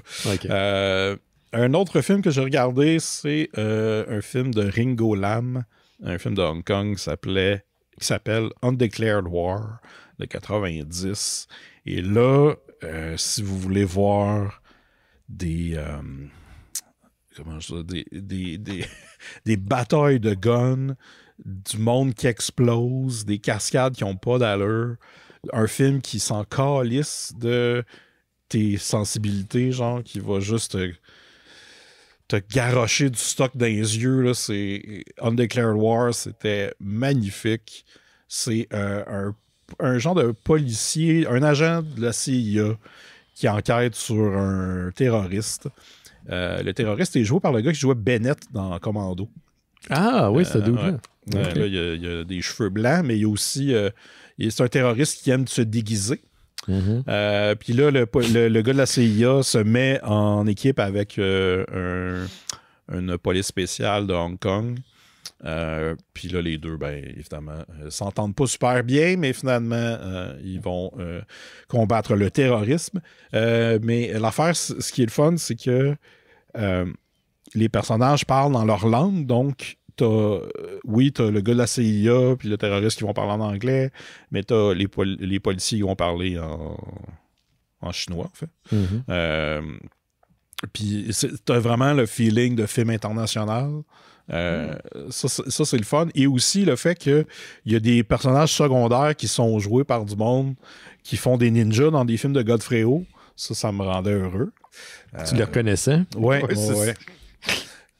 Quand même vraiment niche. C'est très niche, mais écoutez, j'en ai vu en esti des films de Godfredo. C'est tout le temps les mêmes estis de dudes. C'est ça, c'est tout le temps les 3-4 Américains qui sont à Hong Kong. Qui ont des moustaches. Ouais. Fait que c'est ça. Ça aussi, c'est sorti en Blu-ray sur Vinegar Syndrome. Et je le recommande fortement. 10 sur 10? C'est un vrai 10 sur 10. Wow. Oh, shit. Attends, les autres fois, c'était pas des vrais? C'était pas des vrais 10 sur 10? Oui, OK. Oh oui. Uh-huh. Oh oui, c'est tout le temps des vrais 10 sur 10. Je suis confus, là. Moi, tout. C'est pour ça que je vais vous parler d'un thriller érotique. Yes! 1994. Ça remet les choses drettes. Un film qui s'appelle On the Edge. Bon. Oui. OK. Oui. On the Edge met en vedette Lisa Boyle, qui vous avez sûrement déjà vu quand vous avez écouté Bleu Nuit à l'époque. Non, c'est quoi ça, Bleu Nuit? Mais là-dedans, elle joue une avocate qui sort avec son boss. Mais là, elle trouve que c'est plate, il est comme plate au lit. Il est gentil, mais tu sais, j'ai besoin de quelque chose de wild. Mm-hmm. Puis là, à un moment donné, elle rencontre un client de la firme d'avocats qui s'impose un peu à elle. Genre, il la crouse, mais là, elle n'est pas intéressée, mais là, finalement, il va la rejoindre chez elle, ce qui n'est pas creepy pantoute. Non. Mais, tu sais, on est dans un trailer érotique, fait qu'elle est comme, ouais, il est cute, puis tout. Fait que finalement, le gars, tu sais, il commence à se fréquenter. Le gars la manipule, mais avec de la psychologie inversée, genre, tu sais, il dit comme, tu peux me demander de faire ce que tu veux. Puis là, finalement, il joue tout le temps des jeux, puis là, elle, à un moment donné, est comme, non, c'est trop. Puis là, finalement, elle a reverb psychology, puis là, elle manipule, lui, puis là, finalement, ils finissent ensemble. Ouais. C'est comme, OK. Puis il y a aussi que son boss, lui, au début, il est comme fâché. Ah oui, le boss. Puis après, il dit, ben finalement, notre affaire, on va mettre ça de côté. T'es une très bonne employée et on va te faire partenaire de la firme. C'est comme, tout est bien qui finit bien. Le film finit avec elle qui dit, I guess I got lucky. Qui est une double signification. Là. Fait que c'est ça. Puis aussi, c'est le genre de trailer érotique que finalement, ça a plus la structure vraiment d'un porn. Dans le sens qu'il se passe pas grand-chose entre les scènes de sexe. Oh, c'est rare ça pour un trailer érotique parce qu'habituellement, ils remplissent le temps en mettant du storyline. C'est ça. Mais là, je te dirais que là-dedans, ils remplissent le temps avec beaucoup de longueur. Il y a une scène où, à un moment donné, le gars, le client Wild, qui aime jouer du piano dans le noir. Comme n'importe quel client Wild. Amène notre Lisa Boyle faire pas du deltaplane, mais... très érotique. Un hydravion, en fait. Ouais, c'est ça. Sauf que là, pour nous mettre en contexte qu'on est à l'aéroport, on filme des avions. Puis là, on filme d'autres avions dans un autre aéroport. Là, on filme d'autres aéroports. Là, des avions militaires. Un hélicoptère. Un avion. Puis là, non, d'autres hélicoptères. Le même avion que tantôt qui n'a pas bougé. Puis là, ça dure à peu près 5 minutes de shot de l'aéroport jusqu'à temps que là, les deux sortent d'un avion. Fait que, OK, ils étaient dans l'avion, dans les airs, puis on les a pas vus. C'était comme... On dirait le genre d'affaire que quand tu fais de l'édition vidéo, t'oublies sur ta ligne du temps. Oui. Quand t'édites, là. Oui, c'est ça. Puis tu prends les mêmes scènes, puis tu les découpes. Fait que là, tu mets d'autres stocks entre juste pour que ça soit plus long. Puis puis ça arrive souvent dans le film qu'il y a des shots. Là, la maison. La forêt à côté. La pièce. La forêt. Ça se passe. La rue. Tu sais, ça arrête pas. Rencontrons le maire. Un effet de Too Many Cooks là, que t'es comme. Encore. C'est pas fini. C'est brillant, Too Many Cooks, mais c'est un rêve fiévreux. C'est rushant. À la fin, moi, je rushais. Là. Mais je rushais un peu avec celle-là aussi, mais il faut dire que j'étais rendu un peu... j'étais fatigué et gelé. Fait que, écoute, ça. Mais c'était quelque chose, je le recommande pas vraiment. Je pense qu'il y en a des pas mal meilleurs. C'est ça. Mais si vous voulez voir un genre de film touristique sur des places à Los Angeles puis un aéroport... Qui date de 87. C'est ça. Entrecoupé de scènes de base, là. Allez-y. D'accord. Puis je vais faire des recherches sur ce que tu as dit, là. Bleu Nuit, tu connais pas ça? Allez, googler ça. Vas-y donc, vas-y donc, Benoît. Vas-y donc, moi. Vas-y donc, Benoît. Ouais, je reste dans le MCU, parce que je parle tout le temps du MCU. Il y a Deadline qui rapporte en exclusivité que l'acteur Steven Yeun, qui a joué entre autres dans The Walking Dead, dans Nope, il est excellent dans Nope. Il a été nommé aussi récemment pour un Oscar, va rejoindre l'univers cinématographique de Marvel, le Marvel Studios, dans le film Thunderbolts. On ne connaît pas son rôle, mais on sait qu'il sera important non seulement pour le film, mais pour l'ensemble du MCU. Donc, il va y avoir des répercussions plus tard. Norman Osborn. Ouais, Amadeus Cho. Amadeus Cho, ça serait nice. Un nouveau Hulk. Ah, ouais, ouais, non, mais c'est pas un adolescent, Amadeus Cho. Ouais, puis maintenant, on Rick Descartes, là. Pas de maintenant. C'est ça, là. Puis le film avait été annoncé au dernier D23, qui est l'espèce de congrès là, de Disney l'été passé. C'est un certain Jake Schreier qui va réaliser le film d'après un scénario de Eric Pearson qui avait scénarisé Black Widow. Le film va en vedette aussi Sebastian Stan, Florence Pugh, David Harbour et Julia Louis-Dreyfus. Ça va sortir le 26 juillet 2024, donc on a un petit bout encore à attendre. Sinon aussi dans la même catégorie là, de nouvelles, si vous voulez, ça a été annoncé que... Est-ce que vous avez écouté Hawkeye? Oui. J'ai bien aimé Hawkeye. J'aime les séries et les films qui se passent durant le temps des fêtes. Là. Très noëlé. Très, très noëlé. J'ai bien apprécié. Et ça débute avec une scène qui se passe durant une fausse comédie musicale à Broadway, à New York, qui s'intitule Rogers, où on reprend l'origine, en fait, la vie de Steve Rogers, Captain America. Et moi, ça m'a fait très rire. Je trouve ça hot. Puis je me dis, éventuellement, est-ce qu'ils vont mettre ça vraiment sur les planches? Est-ce qu'ils vont l'adapter?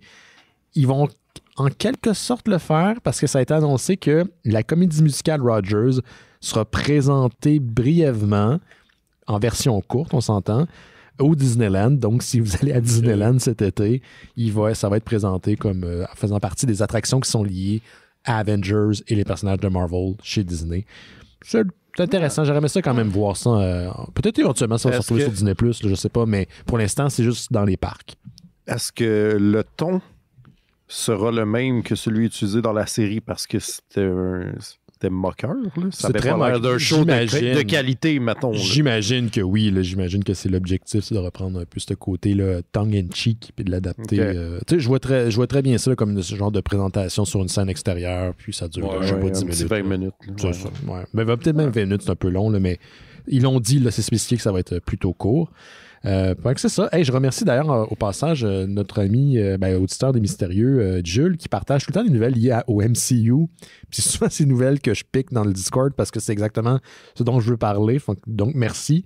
La nouvelle sur le parc d'attractions, c'était lui. Et aussi, je pense, celle sur Steven Yeun. Donc, je remercie Jules qui contribue au Discord des Mystérieux. Alors, voilà. Vas-y donc, Laurent. Je vais vous parler rapidement d'une bande dessinée qui est paru au courant du mois aux éditions de La Pastèque. Mais c'est une traduction qui est d'un livre qui s'appelait Fictional Father. C'était sorti en 2001 chez Drun & Quarterly. C'est par un auteur canadien qui s'appelle Joe Allman. C'est un... Mon Dieu, c'est pas une autofiction. Ça se passe dans le milieu de la BD. En fait, on suit un personnage qui a comme peut-être une quarantaine, cinquantaine d'années, et qui est le fils d'un auteur de strip vraiment célébré. Mettons, là, pensez que genre Charles Schultz, qui fait Snoopy, aurait des enfants. Puis, tout le monde est comme, oh, ce gars-là, c'est un génie, puis il fait des strips sur la famille, c'est tellement beau, tout le monde est touché, genre le monde entier tripe sur ce gars-là. Il l'appelle The Father of Everyone. C'est comme s'il était un père pour tout le monde, sauf que dans la réalité, c'était vraiment pas un bon père. Puis là, lui, c'est comme le personnage super aigri qu'on suit. Appelons Neil Adams, genre. Ah ouais? Oh, Pelay, y a-tu un fils? Oui, Adam. Voyons, Adam. Art Adams? Non, pas Art Adams. Voyons, c'est en tout cas, il est super bon, son fils. Là, il fait beaucoup de comic books. Fait que, en tout cas, c'est vraiment ça, c'est genre vraiment un album sur la relation au père, puis comment genre tout le monde tripe sur ce gars-là, mais qu'il tripe sur une idée qui n'existe pas vraiment, puis que lui, ça comme tout le monde est comme en train d'idolâtrer un gars qui a vraiment rendu sa vie difficile, puis que la relation complexe que ça fait avec ça, avec non seulement sa famille, mais avec l'œuvre. Puis, tu sais, en même temps, il est comme super privilégié parce qu'il est comme, tu sais, il profite de cet empire-là qui vaut des millions de dollars parce que, évidemment, il y a plein de merch puis plein d'affaires, puis, tu sais, il en profite quand même, sauf qu'il y a quand même beaucoup de ressentiment par rapport à ça. Puis là, finalement, à moitié du livre, son père meurt, puis là, il est comme... Ah ouais, je vais reprendre le strip de mon père. Puis là, il essaie de se prouver au-delà de la mort. Puis tout. C'est bien tordu. Si jamais vous êtes friand de... cette scène-là canadienne de genre de personnage exécrable.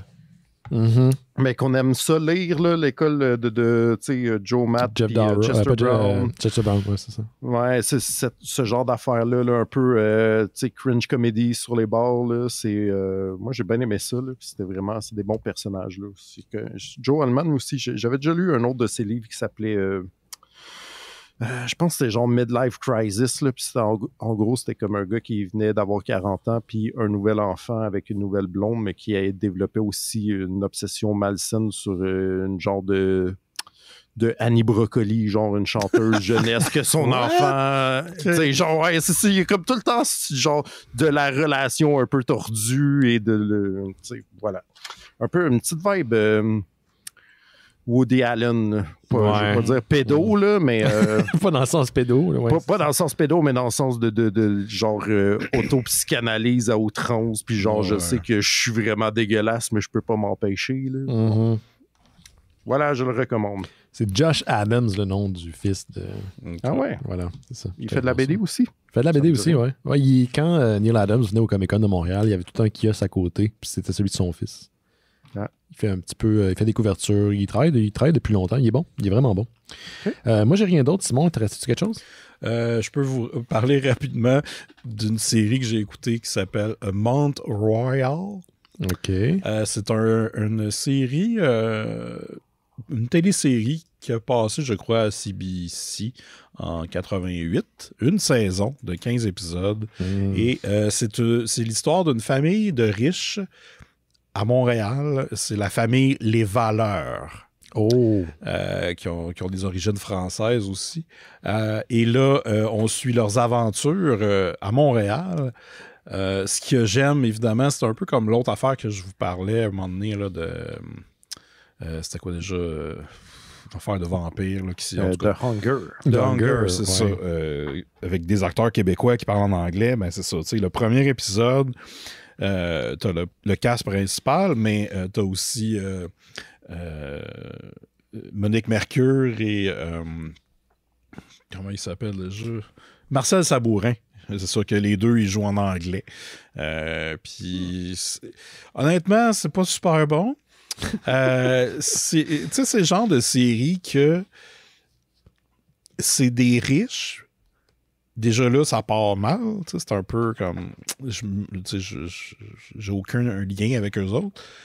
Mais aussi, c'est que c'est des riches puis que la série nous montre comme ils ont des bonnes valeurs. Parce que c'est la famille Les Valeurs. C'est leur pas le choix, c'est leur nom. Ils ont des bonnes valeurs québécoises? Ben, pas québécoises, mais tu sais que, je sais pas, ils mettent pas personne dehors, ils font pas de magouille. Ou s'ils font de la magouille, c'est contre l'autre personne qui est riche, tu sais. Des affaires de même. C'est comme un peu haut. Avec Guy Nadon, là, mais canadien-anglais. Dans le cast, il y a aussi... Il n'y a rien de ce que tu viens de dire à date qui me parle à part Guy Nadon. Je sais, genre, je suis bored out of my mind. Il y a dans le cast aussi, parce que aussi ça se passe... Il y a une partie qui se passe à Paris, parce qu'on suit la plus jeune, jouée par Guylaine Saint-Onge, qui est une mannequin, et elle habite avec l'actrice qui s'appelle Kelly Rowan, qui jouait la mère dans The O.C. Oui, la jeune mère ou l'autre qui était un petit peu plus vieille? La principale, la mère de Seth. La mère de Seth, OK. Oui. Puis, il arrive plein d'affaires comme des prises d'otages, du kidnapping, des manifestations. Ça, là, je reconnais mon Montréal. Ouais. Ben ça, c'est le bout à Paris, en fait. C'est ça. Ouais. Puis, c'est ça. Écoute, j'ai pas grand-chose à dire. Je voulais juste remplir un peu. Mais allez écouter. Ça se trouve sur YouTube, sur le compte de Encore Plus. Donc, la qualité n'est pas si pire. La toune thème reste un peu dans la tête. Puis, c'est ça. Si vous voulez voir Montréal en 1988 d'un œil anglophone, c'est quand même intéressant. OK. Voilà. Rappelle le titre, s'il te plaît. Ça s'appelle A Mount Royal. OK, do. Parce qu'il reste à montagne. C'est dans Westmount. Westmount, c'est ça. Il reste sur Dr. Penfield. Là, genre. Hey, toi, Laurent, ça sent les toasts qui brûlent, Dr. Penfield. Oh non! La minute canadienne. Mon Dieu, c'est une petite nouvelle de télé québécoise aussi parce qu'on a annoncé que La Petite Vie reprendrait vie bientôt pour célébrer les 30 ans de cette émission culte québécoise qui a rené, saviez-vous, seulement pendant 4 saisons. Ben non, ça a duré. On dirait que c'est comme la clique, là. Ils ont fait jouer ça. Ouais, ben c'est ça. Il y a moi eu aussi, 4 saisons, puis plein de spéciales après. C'est super ça. bon. Ouais, fait que là, je m'interroge vraiment sur la pertinence de. Je pense que quiconque a déjà vu un rerun de La Petite Vie dans les dernières années s'interroge sur la pertinence d'un comeback de La Petite Vie. Surtout sans moment, parce que l'acteur est encore en dépression. Ben, oui, c'était spécifié qu'on n'aurait pas moment, mais que toutes les autres serait là, mais... On va être en vacances, en affaire de même. Là. Ça va être... Ouais, en tout cas, j'ai peur que ça soit bien gênant pour tout le monde. Ça fait longtemps qu'on n'a pas vu du bon Claude Meunier. Hein? Ça se pourrait... Ben, j'ai écouté le film Ding Dong l'autre fois. Ouais. Ah, ça fait pas si longtemps que ça pour toi. D'abord, pour moi, c'est relatif. Là. Ouais, c'est ça. Écoutez-le ce soir, puis c'est réglé. Et voilà. Mais fait que ça disait pas quelle forme ça prendrait si c'était une nouvelle saison ou un autre énième spécial, parce que c'est vrai que... Ce que j'ai compris, c'est que c'est genre 6 épisodes seulement. Donc au moins, ça va être là, puis à un moment donné, tu y penseras plus. Je pense pas qu'il y ait des codes d'écoute incroyables, là, mais... La nostalgie. Ouais, je sais bien. Ça a la cote. Il y a un gars, une fille qui revient notre Québec, nos valeurs. Là. On est en quelle année, guys? Je sais pas, man. Attends, si je me fie à la culture populaire, on est en 97-2006. Ouais, à peu près. Ouais, à peu près. Ben écoute, on l'écoutera pas, c'est tout. C'est bon, content. J'ai regardé le trailer d'un gars, une fille, puis... ça revient-tu, ça aussi? Oui, ça revient. C'est revenu sous forme de... On essaye de dire le N-word. Quoi? Ah ouais. Il y a ça dans le trailer. C'est ça. Il y a ça dans le trailer. Ouais, ben ils disent pas le N-word. Ils disent on peut plus dire un mot qui ressemble à ça. Ah, ok, c'est ça le niveau de... Okay. Ouais, fait que c'est ça. Vous voyez? Ouais, là, super tentant d'écouter ça. Ça a valu la peine de rappeler tout le monde pour ça. Ouais. Tant qu'à parler d'un monde dystopique, est-ce que je peux vous parler un petit peu de Gun? Oui, vas-y. Parce que Laurent m'a vendu les Gnome Gun. Tu m'as demandé de te vendre les Ben oui, tu me les as vendus techniquement parce que je les ai demandés. C'est un des rares mangas que j'ai lu. Ben oui, t'as lu les 9 premiers? Oui. Je pense que j'avais jamais fini les 9, puis là, j'ai vraiment dévoré les 9 numéros de la première série. J'en parle un petit peu de temps en temps, là, comme quoi je suis en train de lire ça, puis la série, à la fin du premier cycle, tu sentais que, de un, ça s'est fini là, vraiment là, subitement. Il n'y a pas eu... t'étais pas préparé. Là, le ton a commencé à changer. J'ai commencé Last Order qui prend pas connaissance du dernier chapitre de la dernière édition qui a été publiée avant. Ils te le disent là, à peu près à partir de où il faut que tu lises, anyway. Ah ouais. Puis j'étais vraiment satisfait. J'étais vraiment emballé. Je me disais, OK, c'est nouveau. On reprend un peu ce qu'était Gun au début, puis... Je suis en train de retrouver les personnages de Gali, l'univers de Zalem, tout ça. Puis à un moment donné, ils vont dans un autre univers. Ils vont plus loin, là. Tu sais, l'univers de Gun s'élargit. Et là, c'est rendu du Dragon Ball, là. C'est juste des combats d'arène, puis des trucs fucked up avec des techniques, puis du monde qui commente ce qui se passe en parallèle, là. Fait que j'ai perdu un peu mon intérêt, mais là, je suis rendu à moitié chemin de Last Order. Fait que j'ai comme pas le choix de passer au travers pour me rendre à Martian Chronicles, qui est comme la suite, puis un préquel en même temps. OK. Fait que je suis content de recommencer. Tu dis pas le choix. Tu dis pas le choix, mais tu as toujours le choix. Mais je peux pas avoir. Tu es le maître de ton temps. Laurent, tu le sais que tu peux pas avoir une bibliothèque où ça passe de 9 à genre 17. Ça marche pas de même. Faut que tu achètes les trucs. Ouais. C'est ça, là, Laurent. Arrête de niaiser. Tu pourrais décider que tu te rends pas à Mars Chronicle. Ben, je suis intrigué pour toi, Gunham. C'est pour ça que j'ai écouté les 15 épisodes de Monde Royal. Parce qu'il n'y a pas de deuxième saison. Ben, je pouvais pas skipper, tu sais, en me disant c'est plate, je vais écouter l'autre à la place. Tu écoutes le premier puis le dernier.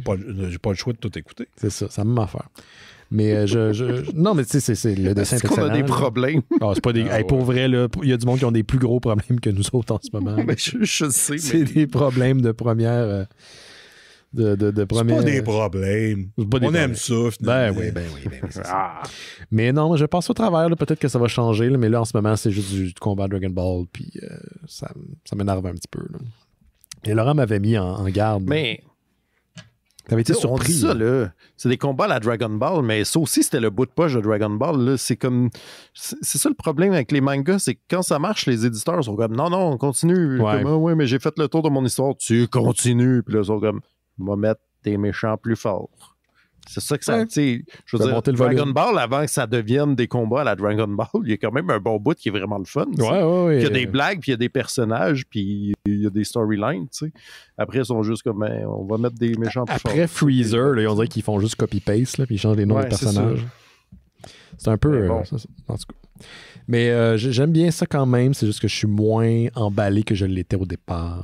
Que je voulais faire suite. Mais oui, je vais continuer à lire ça. Je lis ça le soir. Là, ça me calme un peu. L'univers est quand même. Tu sais, il y a des concepts de science-fiction assez poussés quand même dans Gun. Vous autres, vous le dites comment? Moi, je dis Gun. Moi, je dis Gunham. Gunham, je vais le dire de même. Il y a des concepts qui sont le fun. Moi, je dis Madonna. Marc Gauthier?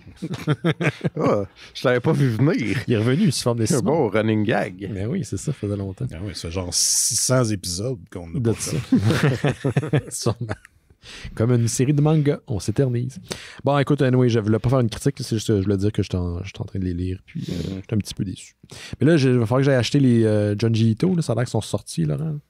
Ouais, vraiment, autant il y a eu 10 ans avec aucun Junji Ito de disponible, autant maintenant, il y en a un nouveau ou une réédition aux 2 mois, genre. À ce point-là? Ouais, il y a vraiment beaucoup de Junji Ito de disponibles en ce moment. Est-ce que ça vient tout du même éditeur ou c'est d'éditeurs différents? Il y en a au moins 2 différents, voire peut-être un 3e. C'est beaucoup chez un éditeur qui s'appelle Mangetsu. OK. Mais il y en a une coupe chez Delco Tonkam aussi. Cool. Bon, ça se parlera d'abord. Ben OK. Y a-t-il quelqu'un qui a un dernier truc avant qu'on prenne une petite pause? Moi, ça va. Ouais, toi, Laurent. Moi aussi. T'avais rien d'autre, Laurent? T'es sûr? T'as l'air que tu veux dire de quoi, là? Non. J'aimerais ça dire de quoi, mais j'ai rien à dire. T'as rien à dire? OK. Ben écoute. Tu pourrais me parler du dernier Astérix Obélix? Oui, je peux vous dire que... Oui, parce que je vais me faire une mise au point. J'ai pas vu le film encore, mais justement, c'est parce que là, tout le monde est comme « vous avez reçu un nouveau Astérix? » Puis je suis comme « Non, c'est l'album du film. » Et tout le monde est comme « on s'en sac de ça. » OK. Attends, l'album du film, c'est qu'ils ont pris les images puis ils ont collé ça dans non, quand même, c'est un illustrateur, Fabrice Tarin, qui est quand même un bon dessinateur, qui c'est comme du texte avec des grandes illustrations, mettons. Là. C'est quand même des illustrations originales, c'est pas juste des screenshots. OK. Parce qu'il avait fait ça pour un album animé à un moment donné. Ouais, je pense que les 12 travaux, c'était ça. C'est beau, mais requin, je pense que c'était ça. Ouais, c'est Tintin. C'était-tu ça? Je pense que c'est le lac aux requins. Ça fait longtemps que je ne l'ai pas tenu, le livre, dans mes mains, parce que si c'était des screenshots, ce film-là, il est laid en tabarslac. J'espère pas. Et tabarnouche. Mais en tout cas, fait que c'est ça. C'est pas un vrai Astérix. Ouais, Fabrice Tarin avait fait le Lémurien, ça se peut-tu? Ouais. Puis j'avais bien aimé ça. Ouais, c'est lui. Puis là, c'est l'album du film, mais il paraît que le film n'est pas bien bon. Je ne l'ai pas vu encore, mais... il me semble que, anyway, les Astérix, c'est comme les nouveaux Simpsons. Le monde, ils font juste chialer qu'il y en a un qui sort. Il n'y a personne qui dit « Ah oui, celui-là, il était bon. » Ben, vu qu'il y a comme 2 parallèles, les live-action, les quelques derniers, ça n'a pas l'air de lever haut. Là. Moi, le dernier que j'ai vu, c'était au service secret de Sa Majesté, je pense, qui était correct, là, mettons. Mais les albums... Les derniers dessins animés, ils étaient bons, par exemple. Les albums? Les albums, ça fait la job. OK. T'as l'air enthousiaste. C'est mon avis en tant qu'amateur. Je vois. Ouais, j'avais quand même aimé les films, genre les Astérix 3D, là, le domaine des dieux, puis le secret de la potion magique. Là. Il y a comme un gros kaiju panoramique, me semble, à la fin du dernier dessin animé. Ben là, juste pour ça, ça vaut la peine. Ouais. Je le recommande 10 sur 10. Ce qui vaut la peine, Laurent, c'est de rejoindre le Patreon des Mystérieux Étonnants. Je te l'avais dit, ça. Et comment, Ben? Parce que quand tu donnes au Patreon des Mystérieux Étonnants, nous, on peut continuer à dire des niaiseries comme ça à chaque semaine depuis maintenant 17 ans. Peux-tu t'imaginer le temps qu'on est perdu? Fait qu'en échange d'une contribution, on vous donne du stock. Puis il y a du monde qui l'écoute pas, qui l'écoute pas le stock gratos qu'on leur donne. Mais c'est correct parce qu'ils nous donnent de l'argent puis on peut garder les lumières allumées. Attends, ils donnent de l'argent puis ils n'écoutent pas le stock gratos. Oui, exactement. Genre, ils sont juste smart. Ils sont juste très smart. Ils sont juste comme... Ça va là-dedans, la gang? Ah ouais. Ça va-tu? Ils ont le droit. Allô? Wow! Il y a quelqu'un au bout du fil! En échange de votre contribution, si ça vous tente, parce que vous n'êtes pas obligé, contrairement à ce que Laurent et Simon vous disent, on a un podcast qui s'appelle Bifurcation. Cette semaine, on termine le cycle dédié aux frères Coen avec The Tragedy of Macbeth. Ben beau film. Et on va poursuivre, je vous l'annonce en primeur, avec David Lynch. C'est notre prochain cycle. Et là, ce qu'on va faire, c'est que le prochain cycle, le premier épisode, sera disponible pour tous. Donc, si ça vous intéresse, vous allez pouvoir avoir un petit preview de ce que vous manquez quand vous ne donnez pas au Patreon des Mystérieux Étonnants. Ça va-tu être Eraserhead? Je sais vous allez commencer par des courts-métrages. On ne fera pas les courts-métrages parce que sinon, on ne finira plus. Il y en a fait énormément. Là. Sûrement qu'on va les adresser en cours de route, mais on va commencer avec son premier long-métrage. Donc ça, c'est le prochain cycle. On finit les Coen cette semaine. Ça va être disponible. Donc aussi, vous avez Terre humaine chez Isidore en l'avance parce que maintenant, ils sont disponibles sur le site Internet des Mystérieux Étonnants puis partout sur les plateformes. Mais vous avez les épisodes en avance. Donc ça, c'est cool. Il y en a 2 qui s'en viennent. Exact. Oui, bon, c'est bon ça. Et en échange, vous avez aussi accès au Discord des Mystérieux Étonnants. C'est comme l'Internet, mais sans trou de cul. C'est comme là qu'on partage des articles, on parle de plein d'affaires. On a bien du fun, puis des fois, on écoute des films. Le mois qui se termine était dédié aux films français. C'était Pain Baguette, Bérébélu et Pain Baguette. Fait qu'on a fini ça cette semaine. Et là, quoi, le dernier? Avez-vous fini en grand? Ah oui. Ben oui, mais là, c'est un inside Discord, fait que tu comprendras pas, mais le dernier film était Mortal Kombat. Le fameux film français Mortal Kombat? Parce que Sub-Zero est joué par un Français, puis au début du Discord, on l'a écouté, et dans notre écoute, on a réalisé que c'était un Français, puis on est parti sur une chire. C'est d'où est né le mème du béret bleu qui existe sur le Discord des Mystérieux Étonnants. Fait que c'est un film qui était caché, c'est un film mystère, fait que c'était ça le film qu'on a écouté samedi. On a écouté avant Bienvenue chez les Ch'tis. Qui se passe dans la période, en fait, la région d'où vient Blaise, qui a fait la programmation des films français du mois de févririe. Blaise, on s'en dit. Oui. Ben, il est de cette région. On va bien l'appeler Biloute. Mais... je sais pas ce que ça veut dire. J'imagine que c'est. Je sais pas, c'était dans le film. Là. OK, je me souviens pas. De mémoire, c'était genre Bisoun. OK. Mais sinon, le mois qui s'en vient, c'est dédié aux gros bras, les films gros bras. Donc, Commando et compagnie, là. Fait que, tu sais, question de ramener ça un petit peu à l'ordre. Donc, ça, c'est quand vous donnez au Patreon des Mystérieux Étonnants. Vous avez accès au Discord. Donc, sinon, vous pouvez nous aider de différentes façons. Donner une 5 étoiles sur iTunes, partager le podcast, en parler. On est aussi disponible sur Apple Podcasts, Google Podcasts, Stitcher, Spotify, Amazon Music et aussi toutes les archives des Mystérieux Étonnants sont disponibles sur notre site. Car je pense qu'après 300 épisodes, ça ne se rajoute pas au feed RSS. Donc, mais l'entièreté de notre catalogue, ou presque, est disponible sur mystérieuxétonnant.com. On est sur Facebook, Twitter, Instagram et mystérieuxétonnant.com, comme je l'ai mentionné. Oui, il y a du stock. Mais oui, pas le choix après tout ce temps-là. Qu'est-ce que tu veux faire? Eh oui, du matériel. Tu sais, là, il y avait le site là, qui disait « Hey, si je regarde cette série-là, ça dure combien d'heures? » Je sais pas si on met les Mystérieux Étonnants. Tu peux t'essayer. C'est plusieurs heures. Quelqu'un a fait le calcul récemment que tu pouvais écouter les Mystérieux pendant 24 heures, pendant minimum 1 an. Là, je pense que... Ouais, hein, right?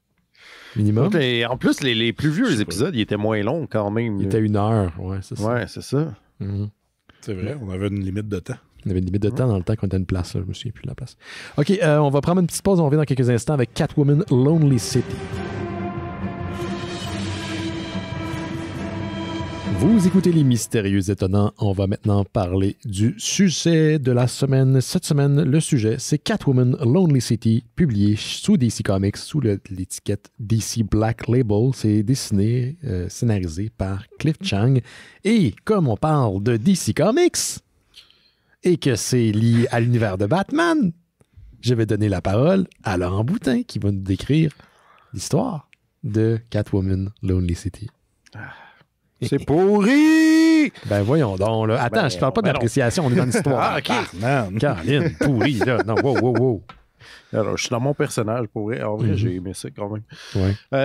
OK, on est dans, j'imagine, ce qui est un genre de what if. Ouais. On suit Selina Kyle, Catwoman, à sa sortie de prison. Elle est genre dans la cinquantaine, est emprisonnée pour avoir tué Batman. C'est ce qu'on pense. Elle est accusée de, ou en tout cas, whatever. Elle sort de prison, puis elle essaie. Qu'est-ce qu'ils font les gens qui sortent de prison? Ils essayent de se remettre dans le bain. Est-ce qu'on fait la même affaire que ce qu'on faisait avant? Est-ce qu'on essaie d'être plus prudent et qu'on se range? Finalement, elle décide qu'elle va faire un gros stunt. Ouais, un heist. C'est un heist movie. Heist. Ouais. C'est le bout que j'ai pas trop catché, mais en tout cas, elle se dit, on va, je vais hacker la Batcave puis aller voler de quoi dedans. Finalement, il y a des raisons. On comprend que Batman est décédé le jour de son arrestation à elle et qui a plus ou moins confié une mission qui est plutôt floue parce que Batman étant Batman, il a plutôt laissé une énigme. Un mot. Il a dit un mot avant de mourir, c'est ça. Voilà. Fait que Selina monte une équipe pour faire un heist dans un Gotham City qui est dirigé maintenant par Harvey Dent, Two-Face, et qui est en mode très... dictature. Gentrifico-fasciste, mettons, qu'on va appeler ça. Fait que c'est ça. C'est un peu lui le méchant de l'histoire, même si il fait semblant qu'il est rendu le bon et qu'il fait ça pour le bien de la population. Je pense que c'est important d'ailleurs de mentionner, tu l'as dit un peu, que la plupart des criminels de l'univers de Batman ont été réformés. Ils ne sont pas en prison. Contrairement à Selina Kyle qui a passé les 10 dernières années derrière les barreaux, la plupart ont passé à une nouvelle vie. C'est le cas de Enigma, de Question. C'est le cas de Poison Ivy. C'est le cas du Pingouin jusqu'à un certain niveau. Et Two-Face, comme tu l'as mentionné, qui est maire et qui utilise la vieille tech, la vieille technologie de ce qui est de Wayne Enterprise pour pouvoir un peu contrôler les gens, les monitorer à travers un bracelet qui est maintenant rendu obligatoire pour tous les citoyens. Et Gotham, au départ, a l'air d'une ville qui a changé. Est-ce que c'est pour le mieux? Ça reste à voir. On va commencer par toi, Simon. Qu'est-ce que tu en as pensé de la bande dessinée? J'ai adoré ça. Ouais. J'avais aucune idée de ce que j'allais lire. Je l'ai commencé, puis j'ai fait... Ah, OK, c'est le fun. Puis je sais pas où ça s'en va. Puis les personnages sont le fun. J'ai aimé le fait que ça a changé un peu la personnalité de certaines personnes vu que le temps avait passé. Puis c'était le fun de les lire. Puis j'étais investi jusqu'à la fin. Puis ouais, j'ai adoré ça. Laurent, les gens à la maison veulent savoir. C'est bien le fun. Ouais. Pour vrai, bon. Batman n'est pas dedans. Des fois, c'est ça. Batman, il est mort, enfin. C'est ça. Sans joke, j'aime ça les heists. J'aime beaucoup ça les heists. Ouais, j'ai comme trouvé mon fun là-dedans. Moi aussi, on dirait que je m'attendais à rien, mais je m'attendais pas à ça. Je pensais pas que c'était un truc dans le futur avec des personnages vieillissants. Je trouve que c'est un angle super intéressant, l'espèce de... Tu sais, c'est ça, s'ils font des flips, ils sont comme, ouf, mes genoux, ils peuvent plus faire ça. Genre, comment on gère ça? Je suis comme, on pense jamais à ça. Les super-héros, ils vieillissent jamais d'habitude, tu sais. Je trouve ça, juste le fait de l'adresser, je trouve ça vraiment nice. Probablement qu'il y a des référents au DC Universe qui m'ont passé un peu par-dessus la tête. Là. Je t'avoue qu'à la fin là, Lazarus Pit, puis Orpheus Pit, puis là, j'étais comme, oh là, qu'est-ce qui se passe ici, en tout cas. Mais, tu sais, overall, c'était vraiment le fun. Cliff Chang, il est vraiment bon, là. Son dessin est extraordinaire. Moi, je l'aimais sur Paper Girls, mais je trouve qu'il est encore vraiment... Il est vraiment bon, genre. Il m'a vraiment donné... En tout cas, c'est vraiment bien bâti, c'est vraiment bien monté. Les personnages sont vraiment... Tu sais, c'est le fun, justement, d'avoir des personnages vieillissants. Tu sais, Poison Ivy, qui est comme... je sais pas, il est devenu plus chunky, mais que... C'est comme qui est plus heureuse. Super bien, plus heureuse, ça paraît aussi, tu sais, puis ouais, c'est ça. Killer Croc, je connais pas ça. Je sais qu'il existe là, mais genre je l'aime maintenant. C'est mon highlight de la BD. Il est vraiment, tu sais, comme tu sens que c'est comme il y a un côté bon enfant, un peu idiot. Ouais, bon enfant, un peu idiot, mais un peu bourru, triste parce que son prime est passé, genre. C'est comme ça le rend super attachant. Fait que, j'ai bien aimé ça. Voulez-vous savoir ce que moi j'en ai pensé? Vas-y, Ben. Moi, j'ai fucking trippé là-dessus, genre. J'ai vraiment... Ça faisait longtemps que on a lu une bande dessinée qui m'a habité autant. Je l'ai lu, je pense... le show, souvent, on a la BD, on a la semaine pour la lire, on peut la lire le dimanche ou la veille ou qu'importe, mais souvent, je la garde pour la fin de semaine, mais là, je voulais la lire en début de semaine, tu sais, pour avoir le week-end libre. Puis je pense que je l'ai lu le lundi soir après le show. Puis je l'ai pas lâché. Genre, je l'ai lu presque à la moitié. J'ai trippé. J'aime les histoires Elseworld, les What If, des propositions qui nous permettent un peu de casser les codes des bandes dessinées de super-héros. Et en même temps que tout ce qui se passe n'a pas de conséquences. Fait qu'on peut explorer des nouvelles avenues pour des récits. Puis là-dessus, ça livrait à beaucoup plus que je pensais. Il y a un truc qui m'a gossé, bien franchement. Sinon, le reste, pour moi, se tient très, très bien. C'est durant la bande dessinée, puis on vous rappelle qu'on se part dans la partie d'émission, mais ils vont récupérer une partie de Clayface pour créer un masque qui leur permet de passer les lignes de police pour aller se rendre sur le terrain où il y a le Wayne Manor, puis en dessous, la Batcave qui est restée scellée pendant 10 ans. Puis en fait, finalement, le masque, il sert à rien. Là, c'est pour faire partir 2 policiers qui auraient pu facilement assommer. Fait que ce bout-là, j'ai trouvé ça un peu con. Puis j'ai trouvé que la bande dessinée, à ce moment-là, perdait un peu de crédibilité. Mais sinon, dans l'ensemble, il y a tellement de cœur, il y a tellement de... La BD te fait aimer les pires vilains de Batman à un niveau que je m'attendais jamais. Et j'ai full capoté. J'ai adoré ça. Ouais. Moi, tu sais, The Riddler qui finalement, j'étais vraiment sa coke. Ça coke tout le temps. Ça explique son comportement. J'étais c'est niaiseux. Mais c'est tout, tu sais. C'est bon, là. Il n'y a aucune autre excuse ou rien. J'étais vraiment poudré. That's it. C'était ça mon problème. J'aime qu'ils font référence à des éléments du reste de l'univers de DC. T'sais, oui, ça c'est centré à Gotham, mais quand même, à un moment donné, ils vont faire un vol pour aller essayer de récupérer une bague du Green Lantern, mais l'original, Alan Scott, celui qui faisait partie du Golden Age de la bande dessinée. Puis pourquoi? Parce que cette bague-là leur permettra potentiellement de se téléporter dans la Batcave pour aller récupérer ce que Bruce Wayne veut qu'elle aille récupérer. Puis, tu sais, comme il y a des petits clins d'œil comme ça tout au long de la bande dessinée qui m'ont vraiment fait sourire. J'ai vraiment trouvé qu'il y avait de l'attention à des petits détails comme ça là, qui fait partie de l'univers étendu de DC. Il y a comme la relation entre... elle a comme un neveu, j'ai pas compris c'était qui ce personnage-là. Celui qui l'aide là, dans tout ce qui est technologie, là, tech, selon son gars de TI. J'ai pas compris le lien. Je sais pas si c'est des personnages qui existent dans la bande dessinée habituelle. Mais la vieille madame avait l'air d'être quelqu'un qu'on aurait dû reconnaître. Mais je sais pas c'est qui. Ça. Mais j'ai pas eu besoin de... C'était pas nécessaire pour moi. Là. On fait appel à Zatanna et là aussi. Je pense. Pardon? C'était son kid. Son kid à elle, mais je veux dire, elle, ce personnage-là, je ne sais pas c'est qui. Je ne connais pas le lien. Mais c'est pas nécessaire pour comprendre l'histoire. T'apprécies que c'est quelqu'un qui a fait partie de son passé. Puis, Zatanna est là, comme je l'ai dit, Green Lantern, la bague. Je trouve que Gotham City est beau. Le trait de Cliff Chang m'a beaucoup fait penser à celui qu'on retrouve dans Gotham Central. Tu sais que c'est 2 artistes différents, là, mais il y a de quoi qu'on retrouve là-dedans. Qu'est-ce que ça veut dire, là? J'allais dire qu'il y a The Demon, de Jack Kirby dedans, que je m'attendais pas à ça. J'étais comme, tu sais, parce qu'ils vont voir son alter ego, puis j'avais comme oublié complètement qu'il y avait un alter ego. Puis là, quand il se transforme, je suis comme, OK, c'est lui qu'ils sont allés chercher. C'est bon move. Très belle transformation, d'ailleurs. Ouais.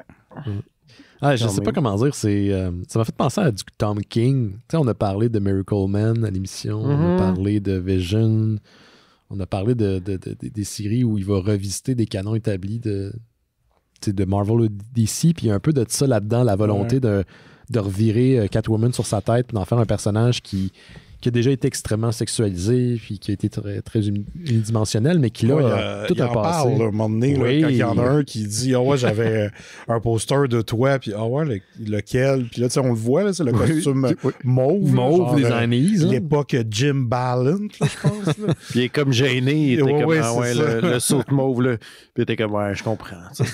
Comme genre, c'est vrai que j'étais hot dans ce temps-là. C'est ça. Puis là, il y en a un autre, à un moment donné, qui dit « le saut avec des goggles, puis là, tout est une vraie. » Tout un vrai connaisseur. Ouais. Il y a... Puis c'est le fun parce qu'on ne sait pas aussi à quelle timeline cette Catwoman-là appartient. Est-ce qu'elle appartient à... Au début, je me demandais, est-ce qu'elle appartient à la version qu'on a vue dans la télésérie des années 60? Parce que c'est son premier costume, c'est comme ça qu'elle est représentée. Est-ce qu'elle appartient à la Animated Series? Ou finalement, elle appartient à aucune époque. C'est pour ça qu'on la voit d'ailleurs dans plusieurs costumes, puis on comprend que ce costume-là a évolué au fil de des années. Mais je sais pas, il y a de quoi là-dedans qui a beaucoup de cœur, puis j'espère je dis ça, mais peut-être que je serais vraiment partant, là, mais ils n'ont pas besoin de suite. Ça c'est très bien, c'est contenu, puis c'est parfait. C'est parfait comme ça. Mais c'est ça que je trouve le fun avec DC, c'est leur truc plus Elseworld, puis leur Black Label. C'est comme c'est cool, tout ce qui est dans la continuité, on dirait, m'intéresse pas tant que ça. Tu sais, oui, à un moment donné, je tombe dessus, là, mais c'est pas quelque chose qui m'attire tant que ça. Mais à chaque fois qu'on lit de quoi pour le show, puis que ça vient de justement ça, du What If de DC, c'est comme c'est tout le temps le fun parce que tu connais les codes. Mais ils vont s'amuser avec ça, puis ça permet de faire plein de nouvelles histoires que tu n'aurais pas vues. Puis j'adore quand il y a tout le temps une histoire que les personnages sont plus vieux, puis qui deal avec des événements de quand ils étaient dans leur prime, dans la continuité. Je suis toujours fasciné avec ça. Croyez-vous que Harvey Dent... Parce que le personnage de Harvey Dent de Two-Face dans cette bande dessinée-là, je l'ai trouvé vraiment intéressant. Clairement, c'est un genre de dictateur, là, puis il y a des visées, comme tu l'as dit tantôt, il veut gentrifier des quartiers de Gotham qui existent depuis longtemps, qui abritent des gens qui sont plus démunis. Mais pendant longtemps, moi, j'ai cru que le personnage était bon. Dans sa tête à lui, selon ses propres codes de valeur, il était bon. C'est comme ça que je l'ai lu. Le voyez-vous comme ça aussi? Oui. Je veux dire, au début, tout le long de la BD, il y a une idée, mais tu vois que plus ça avance, plus il est contrarié, plus son autre côté prend le dessus. Fait que c'est pour ça qu'à la fin, il devient encore plus dictateur, puis il arrive avec des tanks, puis à Wayne Manor, puis tu le vois que là, il commence à... comment on dit ça? Pas l'inverse de la folie, là, mais tabarnak. Il devient rationnel? Ouais, mettons. Là. Mais sa réalité s'effondre. Son idéal s'effondre. Ben, j'ai aimé ça aussi quand même. Autant, mettons, le Sphinx, c'est genre, j'étais sa poudre. Lui, c'est vraiment comme, j'avais des problèmes de santé mentale. Mais là, je me gère. Puis c'est comme... C'est plus ça qui est adressé, puis qui est ultimement se retourne contre lui de façon à ce que Catwoman va un peu jouer là-dessus, ce qui est comme, je comprends dans la situation où elle était, mais en même temps, c'est pas super smart. Non. Mais je trouve ça intéressant que ça s'explique comme ça, là, plutôt que, je sais même pas c'est quoi son origine, en fait. Mais surtout que ça fait 10 ans qu'on nous dit qu'il est maire depuis 10 ans. Il est maire depuis 10 ans. Ça a dû être... ça a dû commencer correct, puis là, plus ça allait, plus ça va, plus t'installes. Les policiers sont armés. C'est ça. Ben, on voit ça, justement, avec l'installation des petites oreilles. Des petites oreilles de Batman. Ça, c'est clever aussi, dans le sens qu'il a récupéré ce que des symboles du justicier que tout le monde aimait, mais ils l'ont appliqué à la loi plus la loi et l'ordre. Là. Ouais. C'est comme, je trouve ça un détournement de symbole qui est comme un peu vicieux, mais qui est comme intéressant conceptuellement. Ben juste le design de ces genres de Stormtroopers-là est super beau. Ça fait très post-apo, mais en même temps très réaliste. Là, c'est pas too much. Avez-vous saisi que pour Harvey Dent, c'est important de rentrer dans la Batcave parce que il passe par la carcasse de l'ancienne Batmobile pour avoir accès au satellite de Wayne Enterprise, ce qui lui permet de traquer tout le monde. Donc, lui aussi, il a besoin de rentrer dans dans la Batcave parce que je pense que dans 2 mois ou quelque chose comme ça, le signal va se rompre à jamais. Fait qu'il a besoin d'avoir accès à l'ordinateur principal. Fait que je trouvais ça intéressant de traiter la Batcave comme un lieu de culte. Ouais. C'est un lieu presque sacré pour ce personnage-là. Puis d'ailleurs, le Catwoman le dit quand elle rentre, elle dit « J'ai l'impression de pénétrer dans une tombe. » Je ne suis pas supposé d'être ici. Mais j'ai adoré les segments dans la Batcave. Je sentais comme la pression des personnages qui sont... Comme quand tu rentres dans un lieu qui est sacré, même si tu n'es pas croyant, tu peux sentir une certaine comment je peux dire ça, un certain désir de respect, d'atmosphère. Ouais. Je le sentais pour les personnages dans ces moments-là. Des belles scènes. Est-ce que vous avez eu une petite émotion quand Killer Croc se fait tuer, ça? Moi, je me dis, c'était tellement trop gros que je me dis, il va revenir. Il peut pas mourir comme ça. Mais après, il y a les funérailles, puis c'est jamais réadressé. Fait que, non, moi, j'avais un petit moton. Je l'ai pas vu venir non plus. Je me disais que c'est un des personnages qui allait toffer. Mais en fait, à part Catwoman, ils passent presque tous. Hein. Ouais. C'est parce qu'on est tellement pas habitué à ça. Dans les comics de super-héros, là. Les gens meurent pas, tu sais. Puis là, tu sens que c'est pas genre, ah ouais, mais il va revenir, tu sais. C'est comme...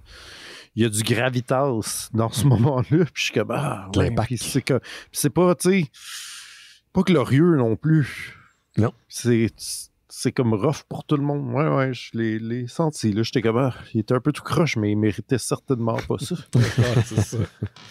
Mais tu sais, je pense que c'est une des grandes forces de la BD. Puis tu sais, c'est ça qui est bon dans les bons trucs de heist aussi, c'est que c'est pas, tu sais, oui, le braquage est intéressant, mais tu sais, ce qu'on aime dans...